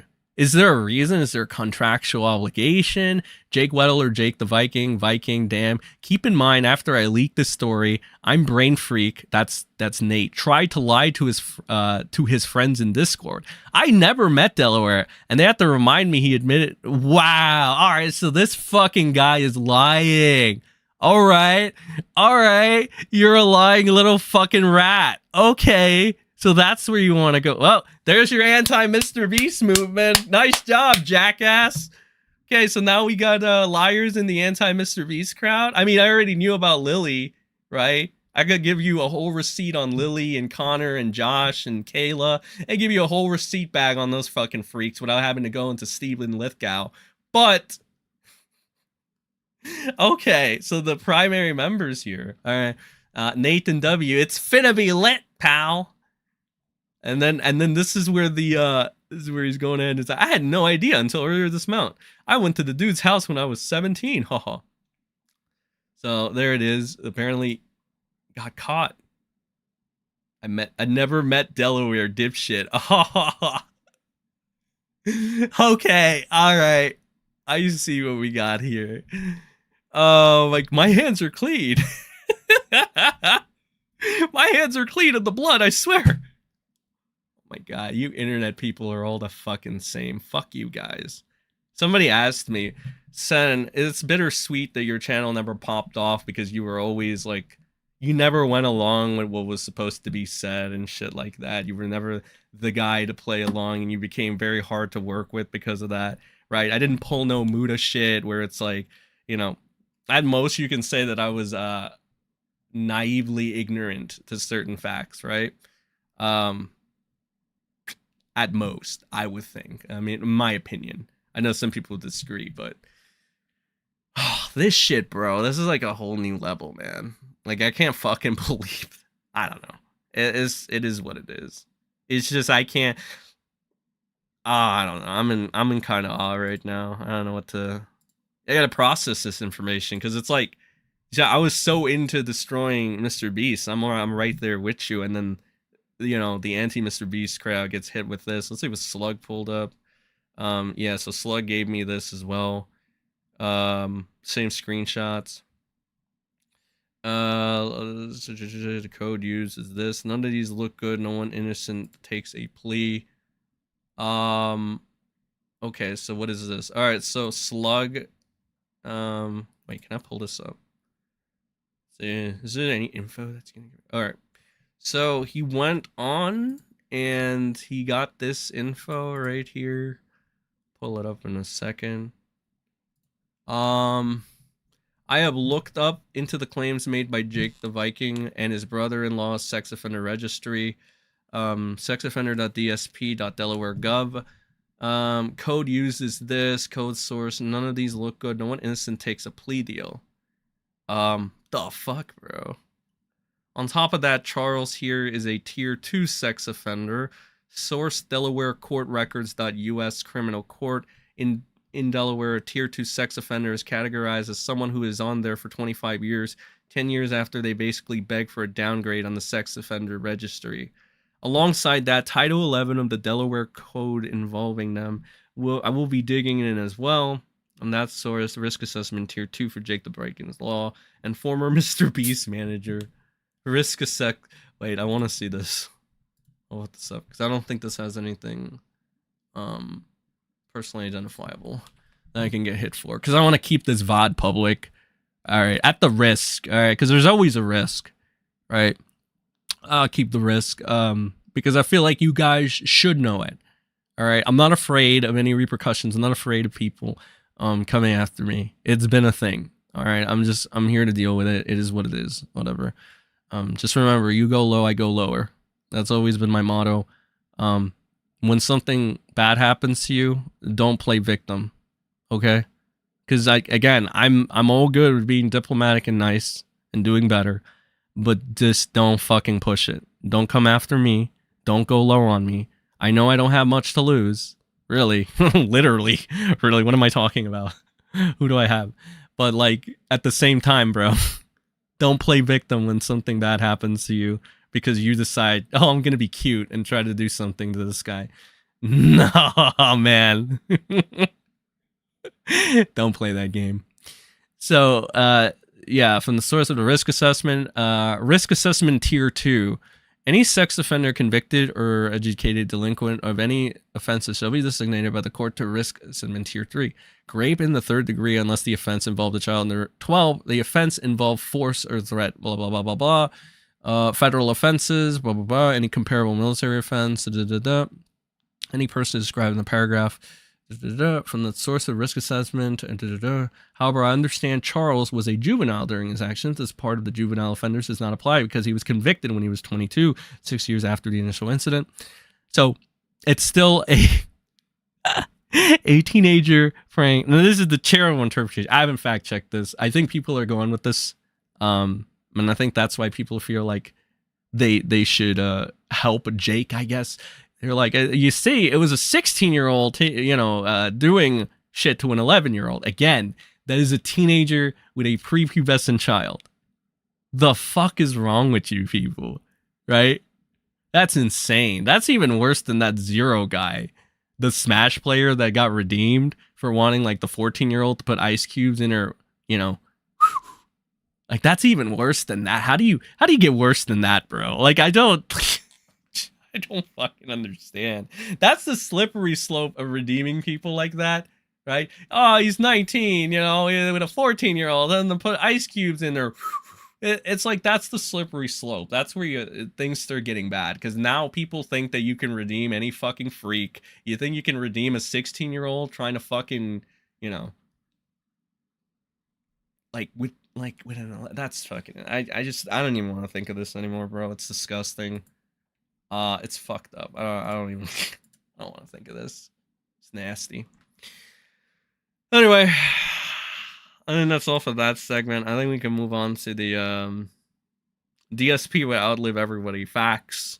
DSP will outlive everyone. Yeah, okay. I think that's all the developments for this so far. Let's go ahead and get back into the Rekieta shit. Jake Weddle dropped a video and spoke about MrBeast's thoughts about him and the poor. He used a bunch of overdramatic pauses to emphasize the pain he went through at the end of the video. He used to shield his Patreon. Dog, what? Dude, no fucking way. This shit's getting bad. Hold on. Let's see. My old pal Chris the Narc is popping off apparently. Let's see what he has to say. Fuck, I want this. Honestly, I want this segment to end, bro. I don't want to get enraged anymore. All right, I don't want to get pissed off anymore. I want to go back to goofing on Rekieta. This shit's fucking. Let's see.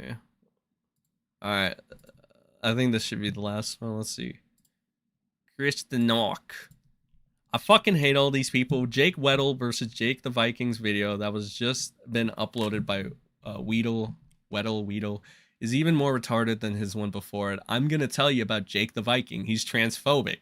Dude, that's how you open this? Really? Holy shit, he's literally using Noah Samson's talking point. Dude, why are you blowing past the HR thing that happened? Jimmy shows his bank account to people. Jimmy hates the poor because he I was confused when I was upset. The fuck? He's calling for leftist political streamers to get involved. You have to be kidding me. He wants Vosh's take. That's fucked up. All right, that's enough clown shit. I can't. I can't. The MrBeast grifters are getting exposed, chat. And it's kind of hilarious in a fucked up way because you're self-sabotaging yourselves, pal. I just hope that the MrBeast blind hatred, well, it's not really blind, right? Because it's all deserved. But when I say blind hatred, I mean like you're just so fixated on hating something that you disregard the other facts, right? Like in this instance, how like Jake the Viking is just a less successful MrBeast, like shit like that, right? So it's like I guess the only thing you can hinge on is that people hate the Beast enough to disregard, Jake and Nate defending pedos and shit, or sex offenders, and Dogpack telling you not to harass a sex offender, even though he's like exposing a guy for defending presumably a sex offender. It's so fucked up. This entire thing. That's why I'm glad I'm not on the internet as much, pal. But now we can get to the Rekieta segment. Oh, that fucking dude, we derailed so fucking much off of that. I feel like shit just got spicy too. To be frank, Zen could be short for Zenio, which I'm aware is a name. That's interesting. When Nux Taku, I guess we could kind of do a Nux segment real quick too. We'll go ahead and I guess we can, let's get a quick Nux segment. He came in last place for people to talk about or whatever, and I said I'm gonna do this on the polls now. Person that comes in first place is gonna get the majority of the airtime we're going to cover. Second place, we'll get a moderate amount of time. And third place, we'll kind of get like the least. But the thing about Nux is apparently he's been going ahead and he's been like, this has been something he's done, which is very ironic. He was accusing people of being a pedo, unfounded, and he just did it because lol, why not? The reason I find this to be kind of funny is because Nux was like crying the other day when people pointed out he had an affiliation with Shadman. So it's kind of funny how like that was enough to get Nux panties in a bunch, right? Meanwhile, Nux is just blatantly calling people pedophiles because lol, why not? So like, this is the person that I saw this. Nux Taku and Marina VT's involvement on the Taigaholic deplatform situation.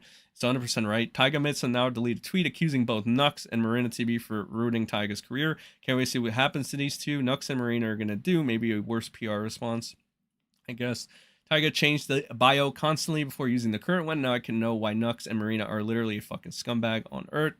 And I just chucked in and I want to cover this. So if there are any anime fans of the VTubers or anything, if you want to give me info on Nux, because I know there is a very nice hit piece on Nux, if you want to call it that. It's more like an expose. It's not really a hit piece because everything is just what it is. It's basically a video just exposing Nux and dissecting his bullshit autistically, which I can respect. So there's that. But this is kind of like what I want to cover when it comes to Nux. He's a little hypocrite, and it goes beyond like him like crying about being called a pedo or being implied to be a pedo and then just calling others pedos. It's like the whole like the Mudahar thing, the Shadman thing, the changing the thumbnails when he gets exposed thing, the calling Reb a pedo when he himself is, all that shit. So I want to go ahead and cover Nux on that end, and we'll do it more extensively on the stream, but I do want to let people know already that we're going to be doing that and we're going to be covering that. Maybe delve into some VTuber. Maybe, who knows? Somebody said that I'm like 2/4 of the way to being a VTuber, so I don't know. Maybe it's worth covering, just the news in general there. That's the Nux thing. Fuck. How much time do we got? We got a lot. We got like maybe 20, 30 minutes. Should we do the rest on the Rekieta? Should we go back to Rekieta? Because I don't think there's anything else dropping with the Beast shit, right? Fucking Patrick. Is there anything else happening with Keem and the people defending Jake? Is there anything going on with that? Is everything like stable with that as far as stable can go? Okay, all right, hold on. Okay, so this Nate guy, right here. Let's see. See if he addresses anything. Point of view. 42-year-old man crashes out after someone half his age radios him and doesn't respond about speaking on his show. It's only going to instigate drama. I'm going to have Drama Alert hosted. Dear Umbre, I'm requesting a Twitter space conversation with you immediately. Shouldn't you be doing a Twitter space with MrBeast or Chris Tyson? Okay, the schizophrenic Lily also made this conspiracy that like people are Keemstar sweeping for MrBeast. If Keemstar was sweeping for MrBeast, why is Keemstar actively posting dog packs clips that condemn MrBeast and make him look fucking terrible? That doesn't make any fucking sense. You can't be sweeping for MrBeast when you are going ahead and you are literally exposing MrBeast by promoting dog packs video on a regular fucking basis. If you think Keemstar is sweeping for MrBeast, you are fucking retarded, or you're bad fate, and you probably had a pedophile as a fucking moderator, Lily. Okay? So if anybody runs into a retard that's going around with conspiracy theories, acting like Keemstar is sweeping for fucking MrBeast, even though he's exposing him on a daily basis, ask them about Connor McDonald. Ask them about Josh Munoz, because I don't think they'll have a response for that. And if they do, I implore you guys to archive or record that response so it could be used against them at a later date, because it will. Let's see. Knock, knock. Anyone home? Bro, there's no... You're talking all that shit on Twitter. It won't jump into his face. I'll put it on my personal Twitter if it helps. This nigga is still deflecting, bro. I can't believe it. Like, this guy is still deflecting. It's so fucked up. Bro, this dude is still deflecting. I can't. I don't think you know what a ratio is. Let's see. Your entire presence lately has been drama. Do you know what a ratio means? Keem has me blocked. Fuck your ratio. Defending Jake the Viking in this situation makes you look weird as fuck, dude.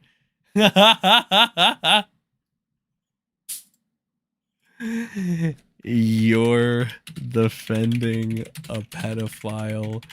Keem's not lol. Cope and seed. Rebarred. Hashtag MrBeast. Hashtag feast on the beast. You know what? Feast on the fucking figs that are defending Jake the Viking too. Alright, you fucking freak show bitches. Fucking hate every one of you, man. Oh my fucking god, these movements, man.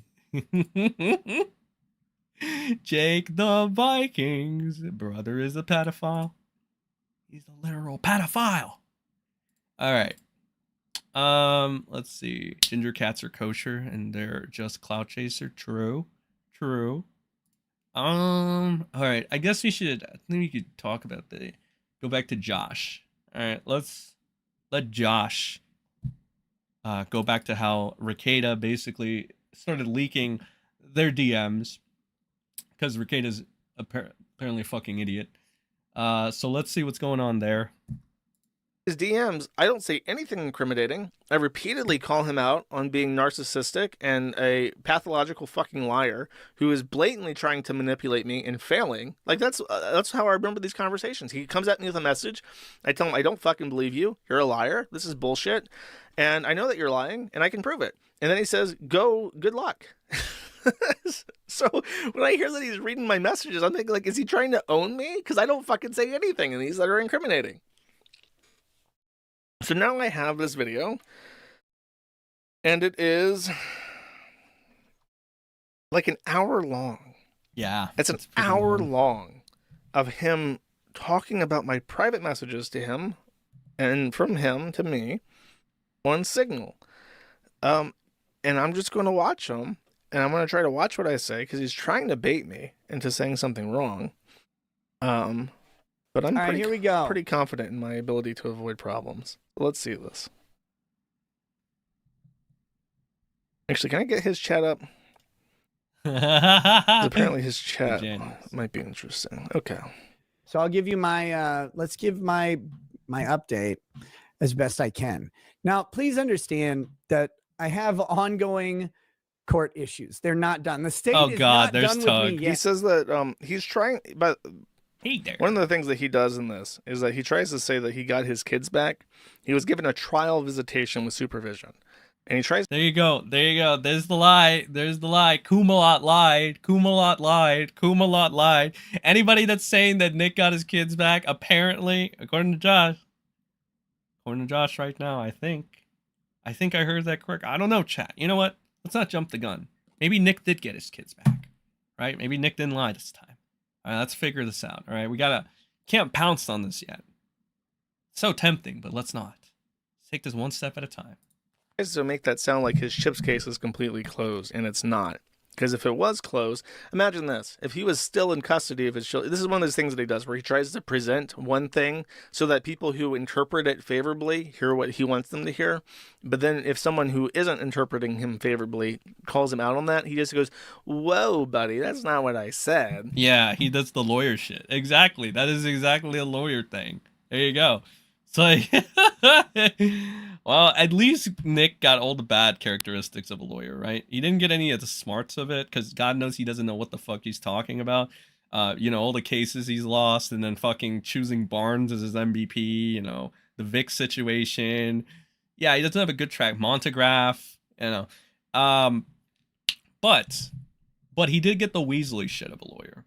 That's a thing that can help you in the grifting, right? In the YouTube grift, right? Manipulating people, manipulating your audience, more importantly. To the people, the sad sacks of shit that still believe Nick, that's your own problem, bro. I don't know what to tell you. You'll join him in hell, probably, and that's fine. I mean, what? I can't fucking save you, bro. I'm not going to save you. Nor would I spend my time trying to save you. I think you deserve. You reap what you sow in the nose, if you know what I mean. And it's like manipulative fucking asshole 101, like most blatant, obvious, fucking duplicitous way of speaking imaginable. Josh is either he paraphrases things incorrectly or he uses someone else's incorrect paraphrase as if it were true. And I think that's what's been going on. By the way, he's drinking a Monster Zero in this. So in solidarity, just crack open a Monster real quick. And we'll watch this properly. Yes, I've been saving this all stream. I've been eyeing it like, acid, caffeine. With him and me. And so I'm just going to show you the messages. So this starts on Saturday, August 3rd. He was talking about the body cam footage in my case. And people want me to like sign this release order, or they want me to sign a consent form for the body cam footage in my case, which I'm certainly not going to do at this point in time. And I'm not sure that it'd ever be appropriate, but I'm not going to do it now or ever. Just say you're not going to do it. The fucking Weasley way. I don't really think that it would be in my interest at this current juncture for me to sign this waiver. And I don't think, actually, now that I think about it, I don't think it would ever be appropriate. Just say no. Just say I'm fucking... Dude, anybody that's friends with this scumbag, dude, I'm going to be honest, I'm going to start having to rethink who I follow. Because if you're still fuck with this guy, ooh, that just tells me a whole lot I know about you. Or that I need to know about you still to this day. I'm not fucking with this play ball shit anymore. Like I said, I'm not going to struggle to try to keep, internet fans for no fucking, like, fuck that shit, bro. Like I said, burn bridges to light the way. Fuck all of you. Not the Senny Squad. Senny Squad's cool. But I mean, like, primarily the YouTube grifters and shit. Fuck the politics in the YouTube game. To go back to what somebody was saying, it's like, isn't it a little bittersweet? Like, you never you never became as famous as Rekieta or any of these people. You still managed to stay afloat. And I'm like, yeah, I mean, I'm thankful for that. Still having people to talk to on the platform. Sometimes have intellectual discussions, good discourse, Sunny Squad, all that good stuff. But damn, I just don't. the YouTube politics, the grifting politics of this entire thing. You know, I'm kind of done with it, bro. I can't, and I'm not even blinded. Nor am I going to be blinded by the internet friend facade. Okay, especially if that person's a content creator, they're just as likely to fucking stab you in the fucking back when it's convenient. All right, you already know. If you know, you know, and I'm not even gonna believe that. If we're past the YouTube acquaintance thing, I will let you know directly. But if I haven't, rest assured, my guard is not down around you, for good reason. So let's continue. Just be honest for once. Just say, my house is a fucking wreck. My kids look sad and dirty. My bedroom is fucking humiliating to me. And that giant glistening crackarooski crack rock sitting on my mattress is a deep personal shame I will never live down. I would rather drive a fucking 9-inch nail through the palm of my left hand than have the general public have access to 12 hours from 8 different body cam footages, every single nook and cranny of my dirty, filthy fucking house. Just be honest. Here you go. And people can make all sorts of arguments or whatever, but that's fine. I'm not going to sit and argue with the internet about the propriety of that. You can call me whatever you want. That's okay. But here's what I am going to do. I'm going to show you guys what I said to Josh, because I think it's important. And I think it's really important to show you exactly what was said, because what Josh said isn't true. So here we go. Oh, is not true? So, okay, if he's going to do this, then I need to show you guys what I said. One second. Let me find this real quick. Don't want to make any mistakes on stream, but I'm going to pull up what I said on the Rekieta thread. I mean, if he's... Because I don't see him showing the post that I made anywhere, okay. So that kind of deprives it of context.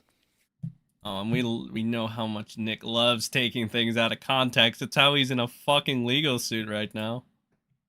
It's how he got his ass in this. If my internet is willing to cooperate. Yeah, while Josh does that.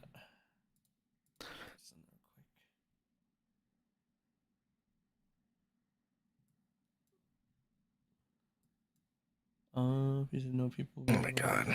Sorry, my poor website's fucking dying, I think. Strip mall lawyer, thank you. That's good. Maybe it's just that browser. I really don't know what the fuck's going on. Alright, Josh, you're taking way too long, bro. I'm gonna speed this process up for you, pal. So it did. Chat is... During the export to bald... Closer, I'm getting closer. Okay, here we go. Alright, there you go. I say that, and then I click the link, and then it loads, and everything's fine. Missive from the court of Baldo. King Baldo has again reached out through a system of ropes and pulleys to declare the following. He has never said the police did anything wrong during the execution of the search warrant on his premises, and both dares me and wishes me luck in finding evidence to the contrary to support a petition to the Kandiyohi County Sheriff's Department. So I don't know what in particular he's upset with, because that's what he fucking said. I think he's going to be super pedantic and like try to like split hairs. So I'm just not going to let him do that. I'll just ignore it if he's saying like, oh, like I can't sum it up in like 3 seconds. So this is Saturday, August 3rd, 9:53 p.m. I said, Sir Keckington says, hey Josh, clip this for your epic show tomorrow, you retard. Thanks, Sir Keckington. I will. Hey, retard. Discovery is under protective order in the case. Me releasing it is a violation of that order. It's in the document you already have on your site, Learn to Read, which is the order that was leaked a long time ago. God, is Nick going to try to come off like a badass in these stupid messages? I hope not. Mentioned specifically that Discovery is under protective order in the case. It said, suggesting I should do anything to affirmatively move the needle on releasing it risks me violating a court order. Try reading. So again, really quickly, people on the farms or wherever want me to sign a consent form to release body cam footage that is part of both my criminal case and my civil case. Correct. But there's a protective order on Discovery, and the civil case has since been sealed as well. That you asked for. He asked for the protective order, to be clear. What a As piece far of shit. as- What a piece of shit. Nicholas Robert Rekieta, you are a Weasley little bitch. You are a Weasley little scumbag bitch. And anybody that buys your bullshit is as much of a fucking bitch con artist as you are. I am really going to rethink my follows now. I'm really going to rethink a lot of things now. That is fucking bullshit, bro. You are such a bullshitter. I'm not. You have not changed at all since that first group chat we ever made on Weeb Wars. Oh, man. Senpai was home back then. Probably your worst mistake ever, bro, to be honest. I'm obviously not an attorney, so I can't give you specifics. However, if Hardin thought that there would be any damage to his case, I don't think that he would have any issues with that objection. But as Rekieta said prior, it's he doesn't think it would ever be in his interest to release the footage. So why be pedantic? Why say that there's this complex circular protective order that I requested and now it got approved, and now I'm using as a defense to release evidence that's going to be released in another trial if it goes to court, which is probably why, like, he might literally take a plea deal specifically because he doesn't want the body cam footage to become evidence in the criminal case, but it would come out there too. So there's a follow-up to this. I'll get to. He takes the plea deal, isn't he just bowing down to the government, which is like what he's telling people that he doesn't want to do, which is why this entire thing is a headache? Too, because I mentioned it. Releasing that or moving to release that or making any step for it risks me violating a court order. Now, you may argue, well, that's not violating a court order. I'm sorry. Ladies and gentlemen, when the government has you by the balls, and by the balls, I mean your literal offspring, you don't do anything to risk violating a court order. But it gets farther than that. It goes farther than that. And we're going to get to that as well, because this is an amazing thing that Josh's myopia forces him to overlook the reality that people are in the thirst for more and more infos or whatever. So, Josh, I want to see your dirty, filthy, fetid hovel. I want to see the dark confines of your home.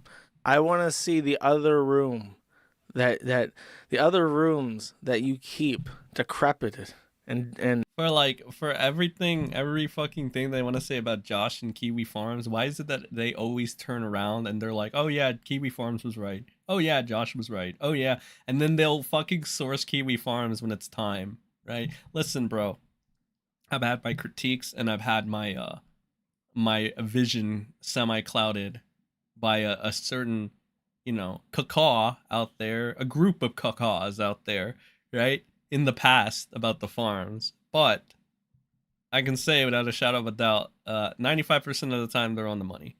So it's really funny when even Mudahar has to admit that Kiwi Farms was right about Keffels. Remember when everybody was saying, oh, you can't trust a faking Kiwi Farms about Keffels because transphobia or whatever. And it ends up being that they were 100% right on the money. So right on the money that fucking Mudahar has to source them at this point in time. And this is Mudahar we're talking about. Remember, you know, for all intents and purposes, he's very PC. Like, he was ready to fucking ditch Nux when he was put on the spot about the Shadman thing. That was like a knee-jerk reaction to ditch Nux, but he had to wing it back after Nux started crying to him in DMs and bitching about how this is a bad look for him. The serial flex offender, man. So then fucking Buddha had to make a segment for Nuxie so that he wouldn't cry anymore, right? Oh my god, you can't make this shit up. Oh, Josh, you're gonna kill me, man. This is like a 3. This goes on for an hour, for an entire hour. I don't know if we can make the entire hour, bro. I don't know if we can do it. Dank. That's all I want. I found this curious. He says, we're not asking you to release it. This is funny because Kiwi Farms is not a monolith. I've said it a million times, but apparently they are now acting in concert, according to Josh. Okay, so he cries about this for 45 minutes. I already know what he's saying. Okay, wait a minute. I want to see. Is this so this is okay, I'm guessing the gray shit is Josh, right? And the blue shit is Nick. Look at Nick going on for several paragraphs. Like, what the fuck? Even if you wanted to think Nick was like the cool guy in this, like the one that like, oh, nothing's getting to me, pal. Look at all the fucking paragraphs he writes about this shit, bro. Like, what the fuck is he doing? Use the royal we. I say, I'm gonna try to blow this up so I can actually see what the fuck it says. I say, quoting myself, we're not asking you to release it. We're asking you to grant the government permission to release it. Okay, so that gray shit is Josh, and the blue shit seething is fucking Nick. So 1, 2, 3, 4 paragraphs, probably continuing more so. What the fuck, Nick? There is no issue. For somebody that's like so above this and so cool and aloof, and this doesn't get to you at all.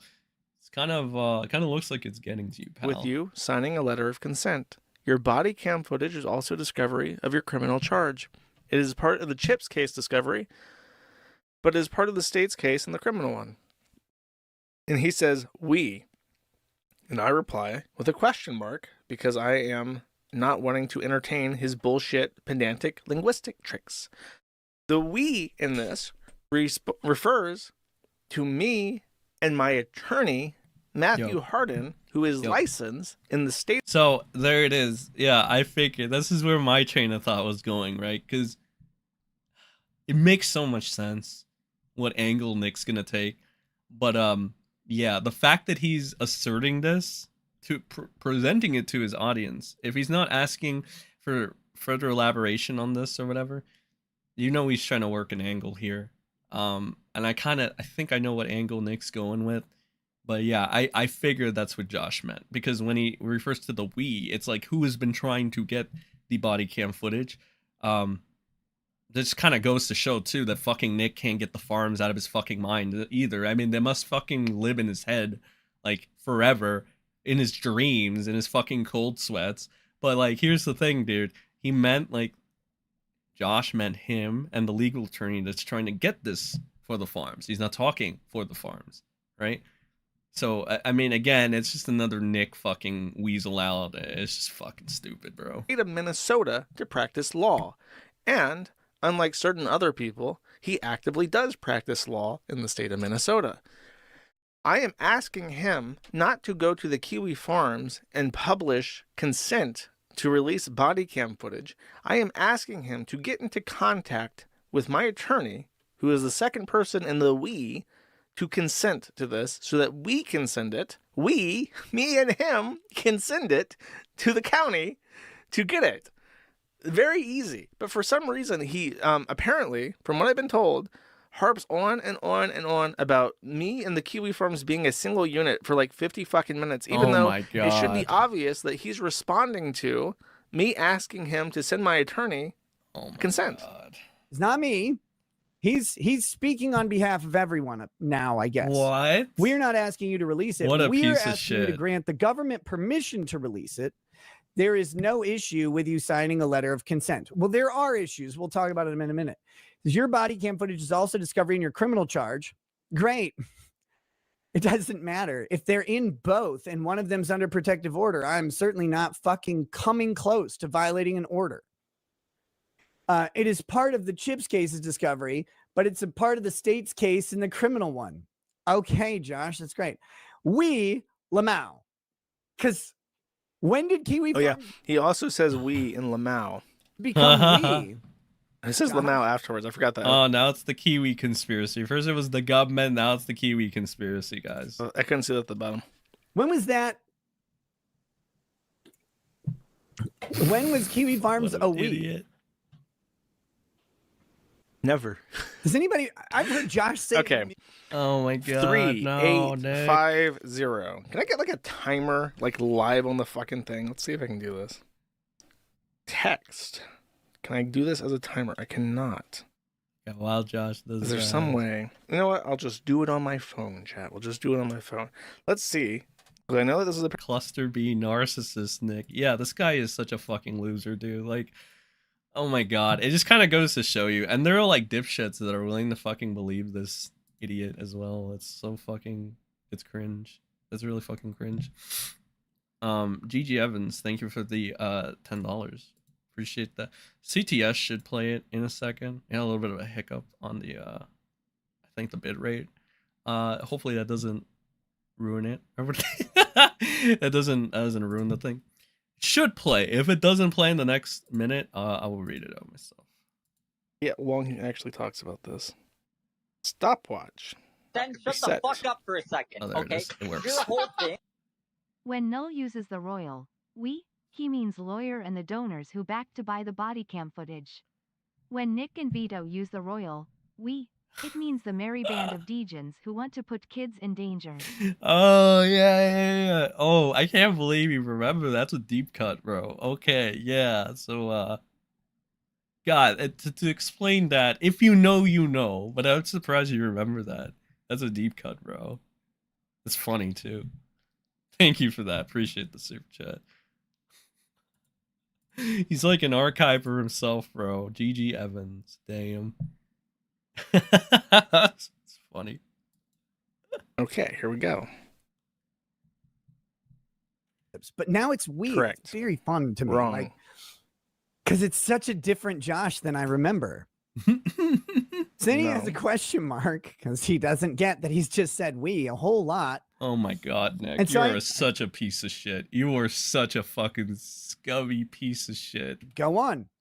No one is Like, I know earlier on I was like, fucking Jake the Viking defending a sex offender is fucking evil, because it is, but like Nick being Nick again is like bringing me back and being like, Jesus, these two motherfuckers need to have like a date, a night on the town, because they're just pretty much, let's just let them be on the same fucking, you know, they must be on the same wavelengths here. Nick would literally defend a sex offender if it benefited him. Like at this point, if you don't want to count Vito, right, which is the closest thing to, let's be honest at this point, Nick would literally defend a sex offender. He kind of did it with Drex a little bit in certain aspects. Like, if you know the Drex story, you know, but whatever. Some people want to say that's like a gray area on the matter. I don't know. Josh didn't think so. Kiwi Farms didn't think so. Like that, it's kind of fucking weird, but let's go into that another day. The fact of the matter is, I think Nick would literally defend the sex offender if it was to benefit his wallet in some way, shape, or form. I think Nick would also have the sex offender over for lunch if he was willing to have Aaron over for lunch. So that's Nick Rekieta's infinite wisdom and judgment on the matter. What a fucking scumbag. Josh refuses to fall into my pit trap, so I open my cock holster and I run my fucking gob for another 4,000 letters. Yeah, like Very that's cool. what I'm saying. That's what I'm saying, dude. If Nick wants to give this perception to his audience, because by the way, if any of you guys are Nick's audience members and you believe this shit, the fuck is wrong with you? Like, how are you gonna believe Nick is cool, calm, and collective, Mr. Like, I don't give a fuck, if he's the one ranting and leaving like multiple paragraphs and shit about this? Like, that's, and Nick starts this off by saying, I don't care. Are you sure? Are you sure? Because everything you do shows that you care a lot, like way too much. Like, again, consistently thinking of Kiwi Farms every 5 fucking seconds, dude. Like, I thought that he might have gotten better. I thought that he was done with like viewing the farms and shit. Nick, something I learned, right? Learned from me. I know I'm like half your age or whatever, but like, learned from me. It's okay if people don't like you. You're not gonna make everyone happy. It's okay if people have misconceptions about you. It's okay if people perceive you how they want to perceive you or whatever. All right, it's whatever. Hell, you've gone way too far with the narcissism. They say that the older you get, the narcissism should quell, or whatever. But for you, it's still there. It's forever present. I don't think you're ever going to change. I think you're just going to keep getting worse. And I think the people that continue to enable you and, you know, spam your work and be like, oh, positive vibes about Nick Rekieta, like fucking Kumalot or whoever other dipshit of the week you have to defend your honor, Ethan Ralph, right? Whoever that might be, right? Ethan Van Skyber, fucking Robert Barnes. They're just as bad as you. Because they're enabling a fucking retarded narcissist that's just going to go ahead, run his dick licker all the time, and get away with shit.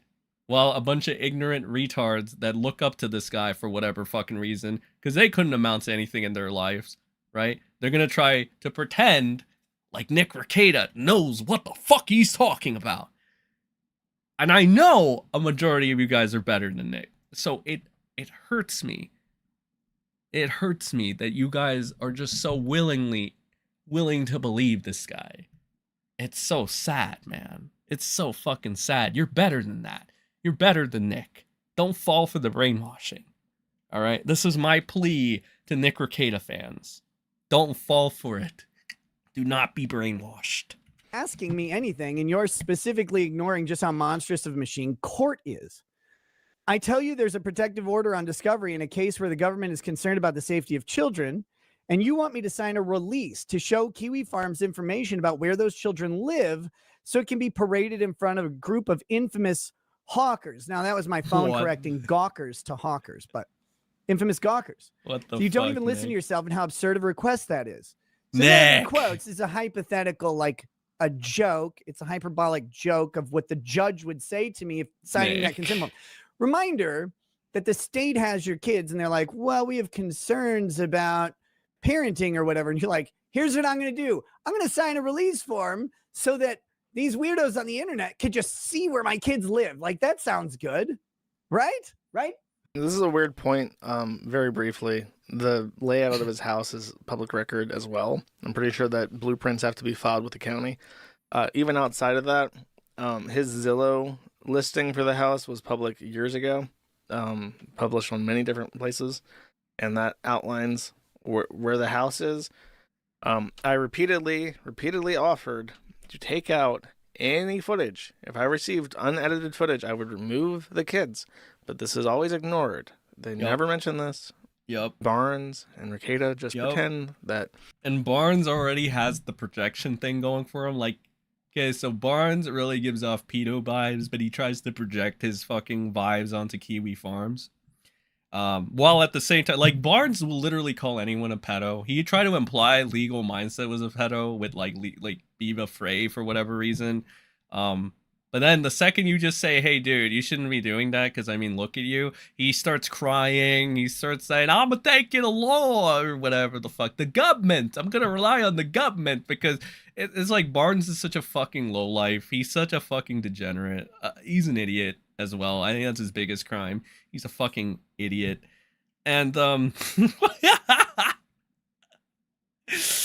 oh, he's apparently Nick Rekieta's water boy as well, because he can't be his own man because he's such a loser. He needs to fucking bow down to the Baldo. The Baldo, right? He needs to kiss the Baldo. The law pope, whatever the fuck you want to call Nick now. There's some weird nefarious thing involving his kids, and I don't give a Is the I gotta protect the children, egg. The children! I don't know, bro. Nick, you do and say a lot of questionable things that imply that you don't give a shit about kids. So again, like, you do more things that imply that you're a danger to kids than you actually care about the safety of kids. So again, this is kind of funny to me as well, Josh. I'm gonna be honest. fuck about where his kids are staying. I don't want to see his kids' frog, amphibium, terrarium, or whatever the fuck. I want to see the Baldo bunker. I want to see the crack rock. I want to see the 4-person bed with the cuck fridge on the side. And I want to see the filth on the floor. That's it. Right, fellow parents? just go around. I also find it interesting that Nick is doing this while he's already shown to be a negligent bad father. Like, this is why it's a bad point and should just immediately be dismissed. Nick, you're already a bad dad. Like, are you fucking kidding? You do crack while your kids are like in the house. You bring Aaron and whatever the fucking blonde bitch's name is, and you have sex with both of them while your kids are in the other room, which is kind of pedophilic in itself or whatever. Like, do you understand how much you've failed already you've already failed as a father? Like, what does this, when Josh, who's more of a truth teller than you, is giving you his word, he's going to remove the kids, and just see your crack den. This is why this logically makes no fucking sense. And again, this is why it's so painful to see people just try to believe this con man, bro. What a fucking con bitch. Yo, he is such a con bitch. I want you all to go around to any parents, be like, hey, you have kids.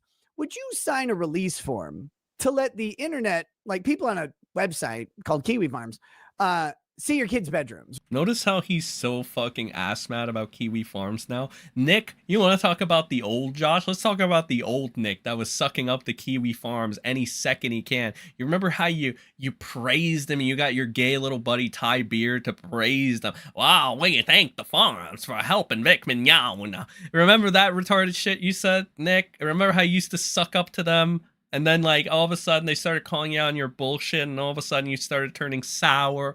And now it's so fucking weird, because now the narrative completely shifts to he's implying Kiwi farmers are pedophiles in their own way, right? That's what he's doing. He probably got that from fucking Barnes or some shit. He's doing all this fucking weaselly shit. He's trying to paint Josh as some idiot when fucking, lol, that's so funny. The projection off the fucking charts. He's trying to make them look bad at every turn when you were praising these people, having this information already at hand. And you're being so fucking dishonest about the information too, which is the worst fucking part about this. You're willingly presenting this misinformation. Like, I don't know, man. Like, that's just so fucking annoying. So, like, would you just sign a release form for that? Well, I mean, it was a police action, so you should sign a release form for that, right? That would be an insane proposition to most people. Then just say no. I don't understand this rhetoric. If you don't want it out, instead of pretending that there's some invisible force preventing you from doing this, just say, I am a total fucking pussy. I went on and on about how everything should be public record for fucking years. I was willing to make money off of it when it was Johnny Depp and Amber Heard. I was willing to make money off of it when it was Rittenhouse. I was willing to make money off it, off everybody else. But now that it's me, I don't want it. And that is your classic 100% hypocrisy right there. You know why he doesn't do it? It'll damage his credibility, whatever remaining credibility he has left. Then you'll have to have fucking grifters like Kumalat answer it. But then again, Kumalat usually has a safety haven, right? Certain people that talk about the Nick shit usually have like a safety haven for like things that you can or can't ask and whatever. Like, again, it's so fucking stupid that...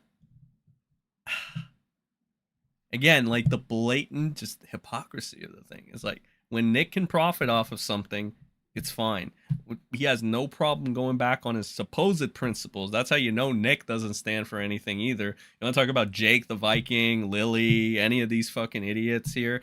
Nick joins them right there, and I don't give a. He's like, I don't give a shit. I don't give a shit. Yeah, we know you don't give a shit. All he cares about is lying to the public continuously to continue to make money. And pretending like he's not doing that. That's Nick Rekieta for you at his core. And I'm a hypocrite, and I'm a pussy, but fuck you. I'm doing what I think is best for my family, and so on and so forth. Just don't, why be a fucking coward? I don't understand. But maybe not to Josh. Like, I guess he doesn't think that way. And that's fine. Like, again, myopia. I hate the fucking passive. This has always been my gripe with Nick, too. Like, he tries to come off as some badass, and then he does the gay passive-aggressive shit. He's like, and that's fine. And that's fine. I don't know. It's okay. It's like, bro, like, stop with the fucking stupid passive aggressive shit. It's so annoying. It makes me want to watch some guy like clock you in the fucking face or something, because it's so, after a while, it's exasperating. It's like, not only are you just lying through your crooked little teeth, not only are you just every fucking sentence I have to fact check whether you're saying something truthful or not. It's like, oh, the passive aggressive bullshit while trying to act like you're any harder than Ron Toye. Any tougher than Sean Schimmel. Any tougher than Chris Sabat when you're probably, if not as soy as them or more. All right, like, it's so fucking annoying, Nick. Like, just stop with the passive aggressive stupid shit. Yeah. I just don't care. I don't care what your concerns are because you're a bad person. Like, that's the thing. It's like I know that me asking for the footage annoys you, which is why I make sure to tell everybody that he could consent to the release of the footage at any second, and he chooses not to. Not only him, by the way, I don't think he's ever going to mention this. April Anderson, formerly April Imholt, is also able to consign to this, but because he is still living and in a polycule with a second woman who is like 12 years younger than him, he has that woman locked down too, and that's not ever coming out. So as long as April Anderson is not party to either criminal case or the custody case, she could consent to it and not violate any order. But that's not going to happen because Daddy Baldo is not going to let it happen. Quote that from my hypothetical judge. Mr. Rekieta, did you sign a release authorizing the state to share body cam footage with the layout of the home where your children sleep with an anonymous web board that I'm reading has driven people to suicide through ridicule? Now, I've said over and over, I don't think Kiwi Farms is responsible for the suicides, but that's the news bite that an uninformed judge would be like looking into, because it comes up every time. Only in every case is Kiwi Farms accused of having people commit suicide. I've defended this over and over and over again, so please don't come at me with your gayness. But that's what's going to be the mantra, because it's the mantra every time it comes up. So then why, Mr. Rekieta? Which is a fair point, by the way. Information was a positive. Like, I have no issues with this. I understand his perspective on this. Like, yeah. Since you did request that this be sealed, it does seem like it would be a bad idea to then go around and consent to things that you specifically asked to be sealed, to be released. I understand people that ask for things to be sealed. Oh, totally nothing to hide there, pal. Understand that point. But my issue is that you're pretending that you would just love for this to be public, but you are lying in doing so. And you're also pretending that April can't consent, which you can. Step for the safety of your children. And then, of course, here's my response. Sorry, Your Honor, an illustrated dog who fled the U.S. because of reasons, and his army of lolly avatars who say the N-word a lot asked... Oh, there's Nick. There's the lolly avatars. Okay, so Nick's going down this route, too. This man, bro. Oh, my God. I don't even want to go into all the hypocrisy on that. Jesus fucking Christ. The levels of hypocrisy, man. I see why Lily looks up to you. I see it. I see. Oh, it makes so much fucking sense. You guys. Of course. Of course. I should have seen it before. Me too. Okay, so by the way, fled the U.S. because of reasons is retarded. I did not flee the U.S. I moved to the Philippines, and actually, I moved to the. Kumalat really are a parody couple of Ricky Bobby and Cal Naughton Jr. They really do go together like cocaine and waffles. Is that Talladega Nights, GG? Talladega Nights, ladies. Shout out Talladega Nights, bro. Good movie. And again, yeah, that guy does remind me of Kumalat quite a bit now. Thank you for that. Appreciate it. Yo, what's up, Redsky? How's it going? Yeah, love to the Senny Squad. That's right. His house has been available online for years. Suddenly, it's a safety concern for the children. Yeah, it's almost like he's bullshitting a bunch of people, right? It's fucking crazy. This guy, he's such a piece of work, man. What a piece of work. That's a good point, though. It's a very good point. Australia for work. I moved to the Philippines for work. Then I moved to Ukraine because of the cost of living there. And then I moved to Serbia because it's also much cheaper to live there and I work online. I also get $100,000 of tax exemption because I live as an expat. I did not flee the U.S. There is no warrants for me anywhere in any state for any reason. He's probably trying to go on with the Josh is a pedo thing or whatever, which is a lot of people use that. Like that fucking Gator used that at one point. I still got those screenshots back when he was working for Ralph. He tried to use that. There's the Kino King himself, JMK, tried to use that as well. So there's that whole fucking Josh fled the U.S. pal because he's a pedophile or something. I think Ralph used that as well, like multiple times. So it's interesting that Nick is trying to go that route from what, like, the way he worded that, right? I mean, again, like a Weasley little bitch lawyer, he's not directly saying it, but he's pretty much implying it. I get the linguistics of the matter. Reason. But the direct insinuation there, obviously, because of what he's saying about me and about the lolly avatars, is really obvious. Yeah. And it's really, my reply is on the point with this, by the way.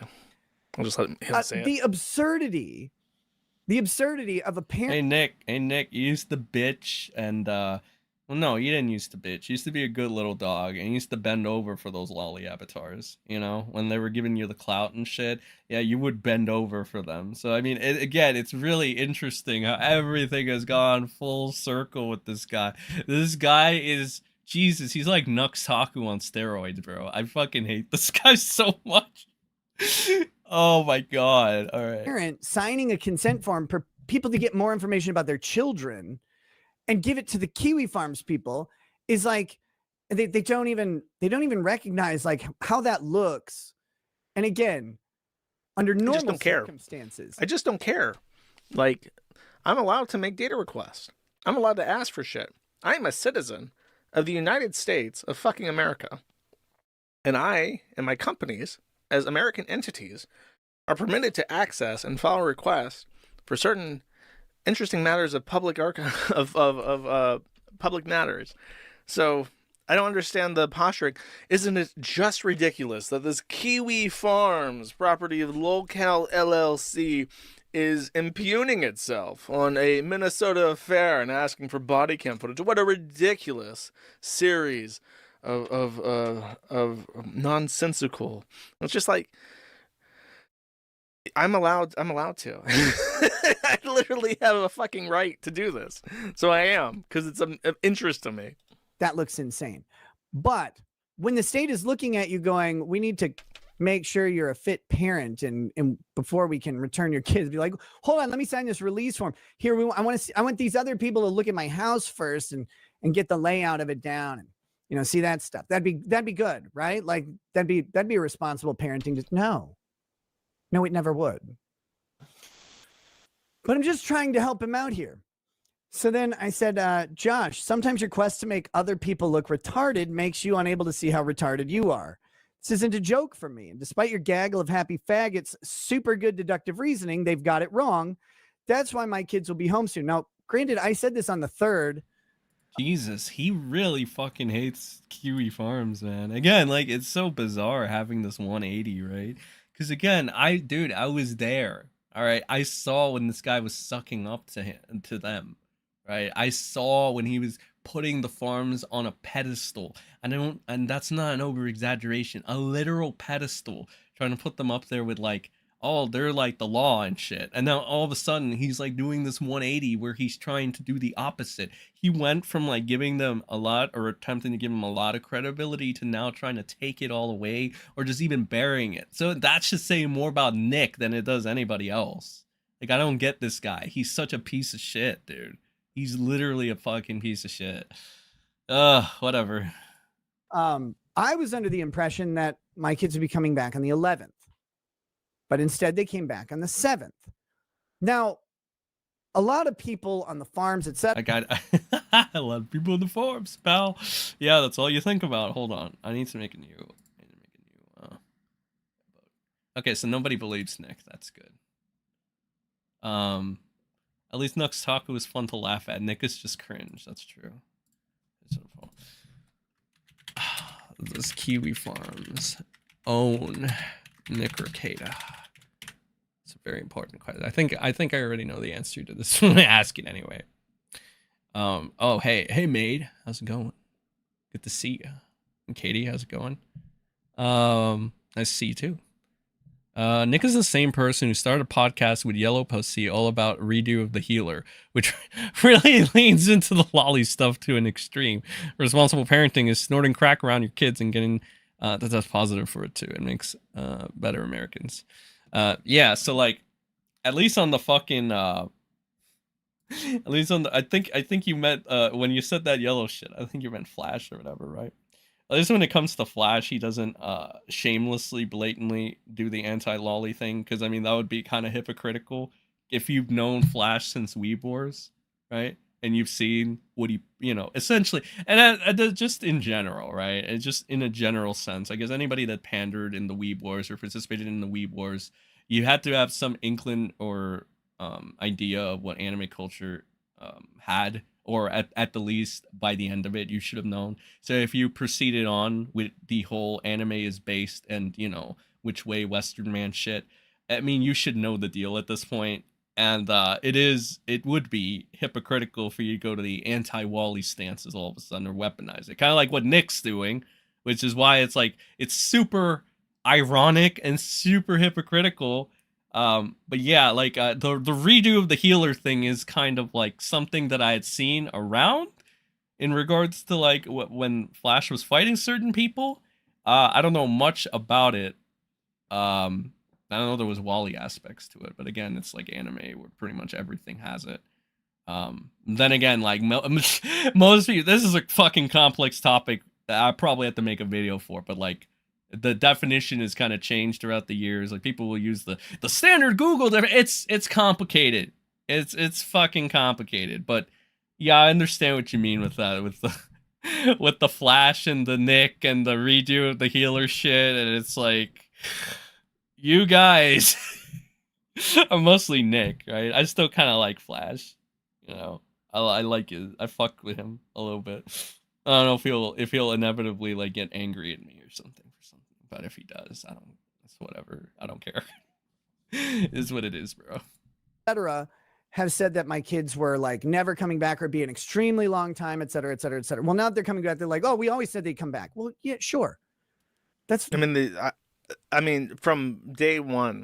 I'll give Flash this credit though. He did fucking dispel Nick when the kid shit was brought up, and he did go on the casino, to laugh at Nick and shit. He didn't do any sweeping, like the Camelot shit, blatant sweeping. Even initially, you can argue that the Tug shit was kind of sweeping because it was some fucking weird gay shit where they brought some woman on there to be like, actually, psychologically speaking, Nick is the victim here. It's like, what the fuck? And Tug's just in the corner like, hey there. But he did kind of cover it fairly. I haven't kept up too much. I did see him cover some. It's just really odd to see him just there, still having like a bridge with this guy. It's weird, you know. It's like the whole "you are who you keep company" thing, but I don't know. I don't know what kind of allegiance or friendship he has towards this guy. It's just, I don't know. I mean, then again, Rekieta is practically like Lily, like almost textbook, dude. It's fucking insane, and I had that like problem. Where, you know, at one point I thought Lily was fine until I found out a lot of stuff, and until Lily started being extra nicky with me, right?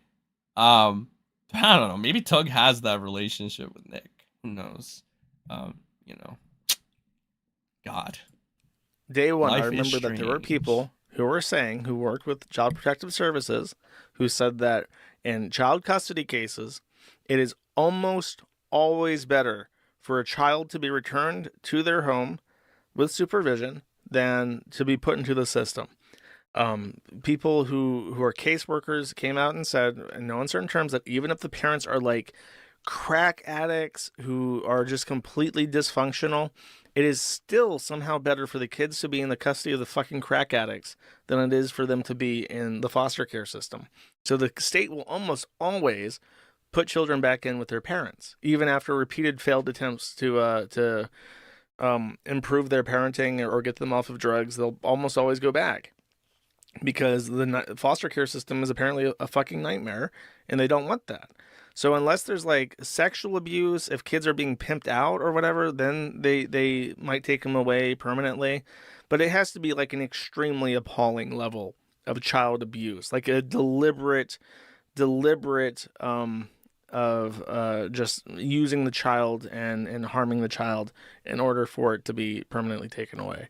There was never any doubt in my mind that the kids would return. I'm a little bit surprised that they've come back so quickly. But that just shows how much the system wants to give them back to you. And all these people that he's crying about, the evil Alicia Sweep and the evil Miss Booker, whatever her name was, the guardian ad litem, all these people were advocating for the kids to come back. And he's still bad-mouthing them and saying what horrible prejudiced people they are who lie under oath and are trying to make him look bad. They're still, even with that in mind, are still advocating for the children to return. They're just asking for a little bit of supervision during. Yeah, Nick has never been a grateful fella, you know. So it that makes sense for Nick to be ungrateful. The for the sobriety. So I don't know. It's such a bizarre point to make. And then he says like I don't know, the way that he tries to like say the forum is wrong. It's like he really has to prove his child custody. His top concern in a child custody case is trying to make random internet commentators look wrong. Like, are your priorities not completely fucked? That's fine. You guys had no way to know. I tried to tell you. I tried to tell you guys that you had no way. He tried to tell you because he doesn't care. Remember, guys. Remember the first thing Nick said? I don't care. Yeah, I don't care so much. I tried to tell you about this shit because I don't care. Except I care if you know it. That's why I'm trying to tell. This guy is such a fucking weaselly rat, bro. I hate this guy so much. Because like I said, it's every fucking minute. Dude, every fucking minute and every fucking day. It just doesn't end with his bullshit. Jesus fucking Christ. Way to know. And I tried to explain the Minnesota law that specifically said why you wouldn't be able to know and that it wasn't even your fault. I'm like, yeah, these long-term case plans or whatever that you see, those are not actually dictating the flow of the case. They're required by statute as parallel planning to what's going on. But there's other shit going on that you guys don't know about, and I can't tell you. No one else can know. So when you saw these people like commenting, oh, this is what's actually happening, Nick's a liar. No, I was just telling you exactly what was happening, but I couldn't give you details about negotiations that were going. God, is Sir Keknin Kek7 Go, that fucking idiot from Weeb Wars? Like, if that's you, pal, hey, how's it going? It's been a while, hasn't it, bro? You were the OG Rekieta Janny next to Spectre. So I remember the Kek part, right? If that's you, how's it been going, bud? Well, what happened to everybody else? Where's the crew? Is everybody still around? Did everybody die? I heard either they got scared off by like Zoom and his crew or something. What happened? Were you there? Did you get hit in the collateral? What's going on? I guess you're alive because you're there. But like, what happened to everybody else? 'Cause again, I heard Zoom and his pals fucked them up and they got scared. So, I mean, I guess they got their karma. And they we're gonna fuck with Zoom. Yeah, how did that go for you? Good idea, guys. Yeah, I think you bit off a little more than you can chew there. But, I don't know. What do I know? Going on about everything working on the parallel track that you don't get to know about. So I'm sorry, but I tried. Someone in his chat, Janelle Vigelis, says, so this guy from Kiwi Farms is asking Nick to sign a release of things pertaining to his case so that the Kiwi Farms can gossip and blast him. Yes. To tell you. And to dispel rumors. So anyway, I knew when my kids were coming home because I'm the one who's been doing it. A lot of these people out there still think that Lady Raggets and I were not submitting to drug tests. Or these people, like, are they fucking, let's see, laughing. Thank you, coming in. Are they getting rid of people? No. Or that we had some way figured out how to plan the drug tests on our own or something. No, none of that's true. We've been complying with drug tests ever since the court asked us to do drug tests. The moment the court said, I need you to do drug tests, we're like, all right, cool. Now, we didn't do a whole shitload of drug tests beforehand. You know why? Because they didn't ask us to. I don't know what else to tell you. I don't know precisely how to counter that, but there is some weird timeline. That's not I want to say, and I could be wrong, but I want to say that Health and Human Services asked him to do drug tests, and he and Kayla originally consented and then revoked their consent until it became a matter in the courts, which gave them additional time to get sober. I want to say that's what it was. People are making big deals out of stuff that they've made up in their minds. And when I try and correct it and say, no, actually, we've been completely clean on all of our drug tests. You're like, the first drug test I submitted, yes, I tested positive for alcohol.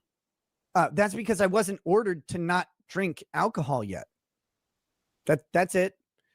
Then on the... Bro, what a fucking excuse. There I was, as a lush, in the middle of a custody case in a criminal case. A criminal case that I paid, what was it, a $50,000 bond for me and my wife, so that neither of us would have to be sober during these criminal proceedings. I was plastered the first time, the first night before my first piss test for the child custody case. And, like, to be clear, his losing his children and going to jail was not wake up enough for him to stop drinking. He had to wait until the very second the line was drawn in the sand by the court system. And then he goes, stupid Kiwi fags. Don't you realize I wasn't court ordered not to be a pathetic drunk anymore? I posted $50,000 bond so I wouldn't have to be sober. Idiots. Like, that's not really a defense. Fucking lunatic. 7th of June, the judge said, oh, that one was good. That was good, bro. That killed me a little bit inside. For all the right reasons. Yellow Flash is gay, and I can't stomach watch him, and I can watch Diorio. Fair. Let's see here. So far, what do we got on this? We got a 100% on like Kiwi Farms owning Nick Rekieta, so that's good. I turned up positive for cocaine, but I wasn't ordered not to do cocaine, so I'm fine. Yeah, he felt it himself just there. That's funny. No controlled substances, including alcohol. Although that's not in my written order. Played it safe. No controlled substances, including alcohol, and you submit to random testing. We were like, all right, cool. Of course. There you go. Done. Our first drug test was voluntary. We brought it to court because we had a hearing. Anyway, long story short, that's how that went. But people still believe that there's a different story out there. That it's like, no. Nick must not be doing this. Nick must not be doing this. Nick must not. Guys, come on. Like, I know that this is the internet and everything's fucking ridiculous, but it's not that ridiculous. Some people are. And some people get like liar tattooed on their cheekbone or whatever, which I thought was bold. But some people on the internet do have like real lives that they get a little over sensationalized, which I've told you guys a lot. A lot of my life is way over sensationalized, and it's funny for a while until it's not, until it has real world impact. And this has had real world impact, and the jokes had to stop. He acts like this is all fake. They found coke. They found a felony level, 25 grams, like a salesman's level of coke in your room with your hot wife, and your child tested positive. And he bemoans the rumor mills for sensationalizing his fucking lifestyle. Like, it's unbelievable to me that this still hasn't sank in. He takes no accountability. I didn't even really, I don't know, I didn't have any optimism for him, but really just sitting here thinking about it, like, even now, he takes no accountability for anything, ever.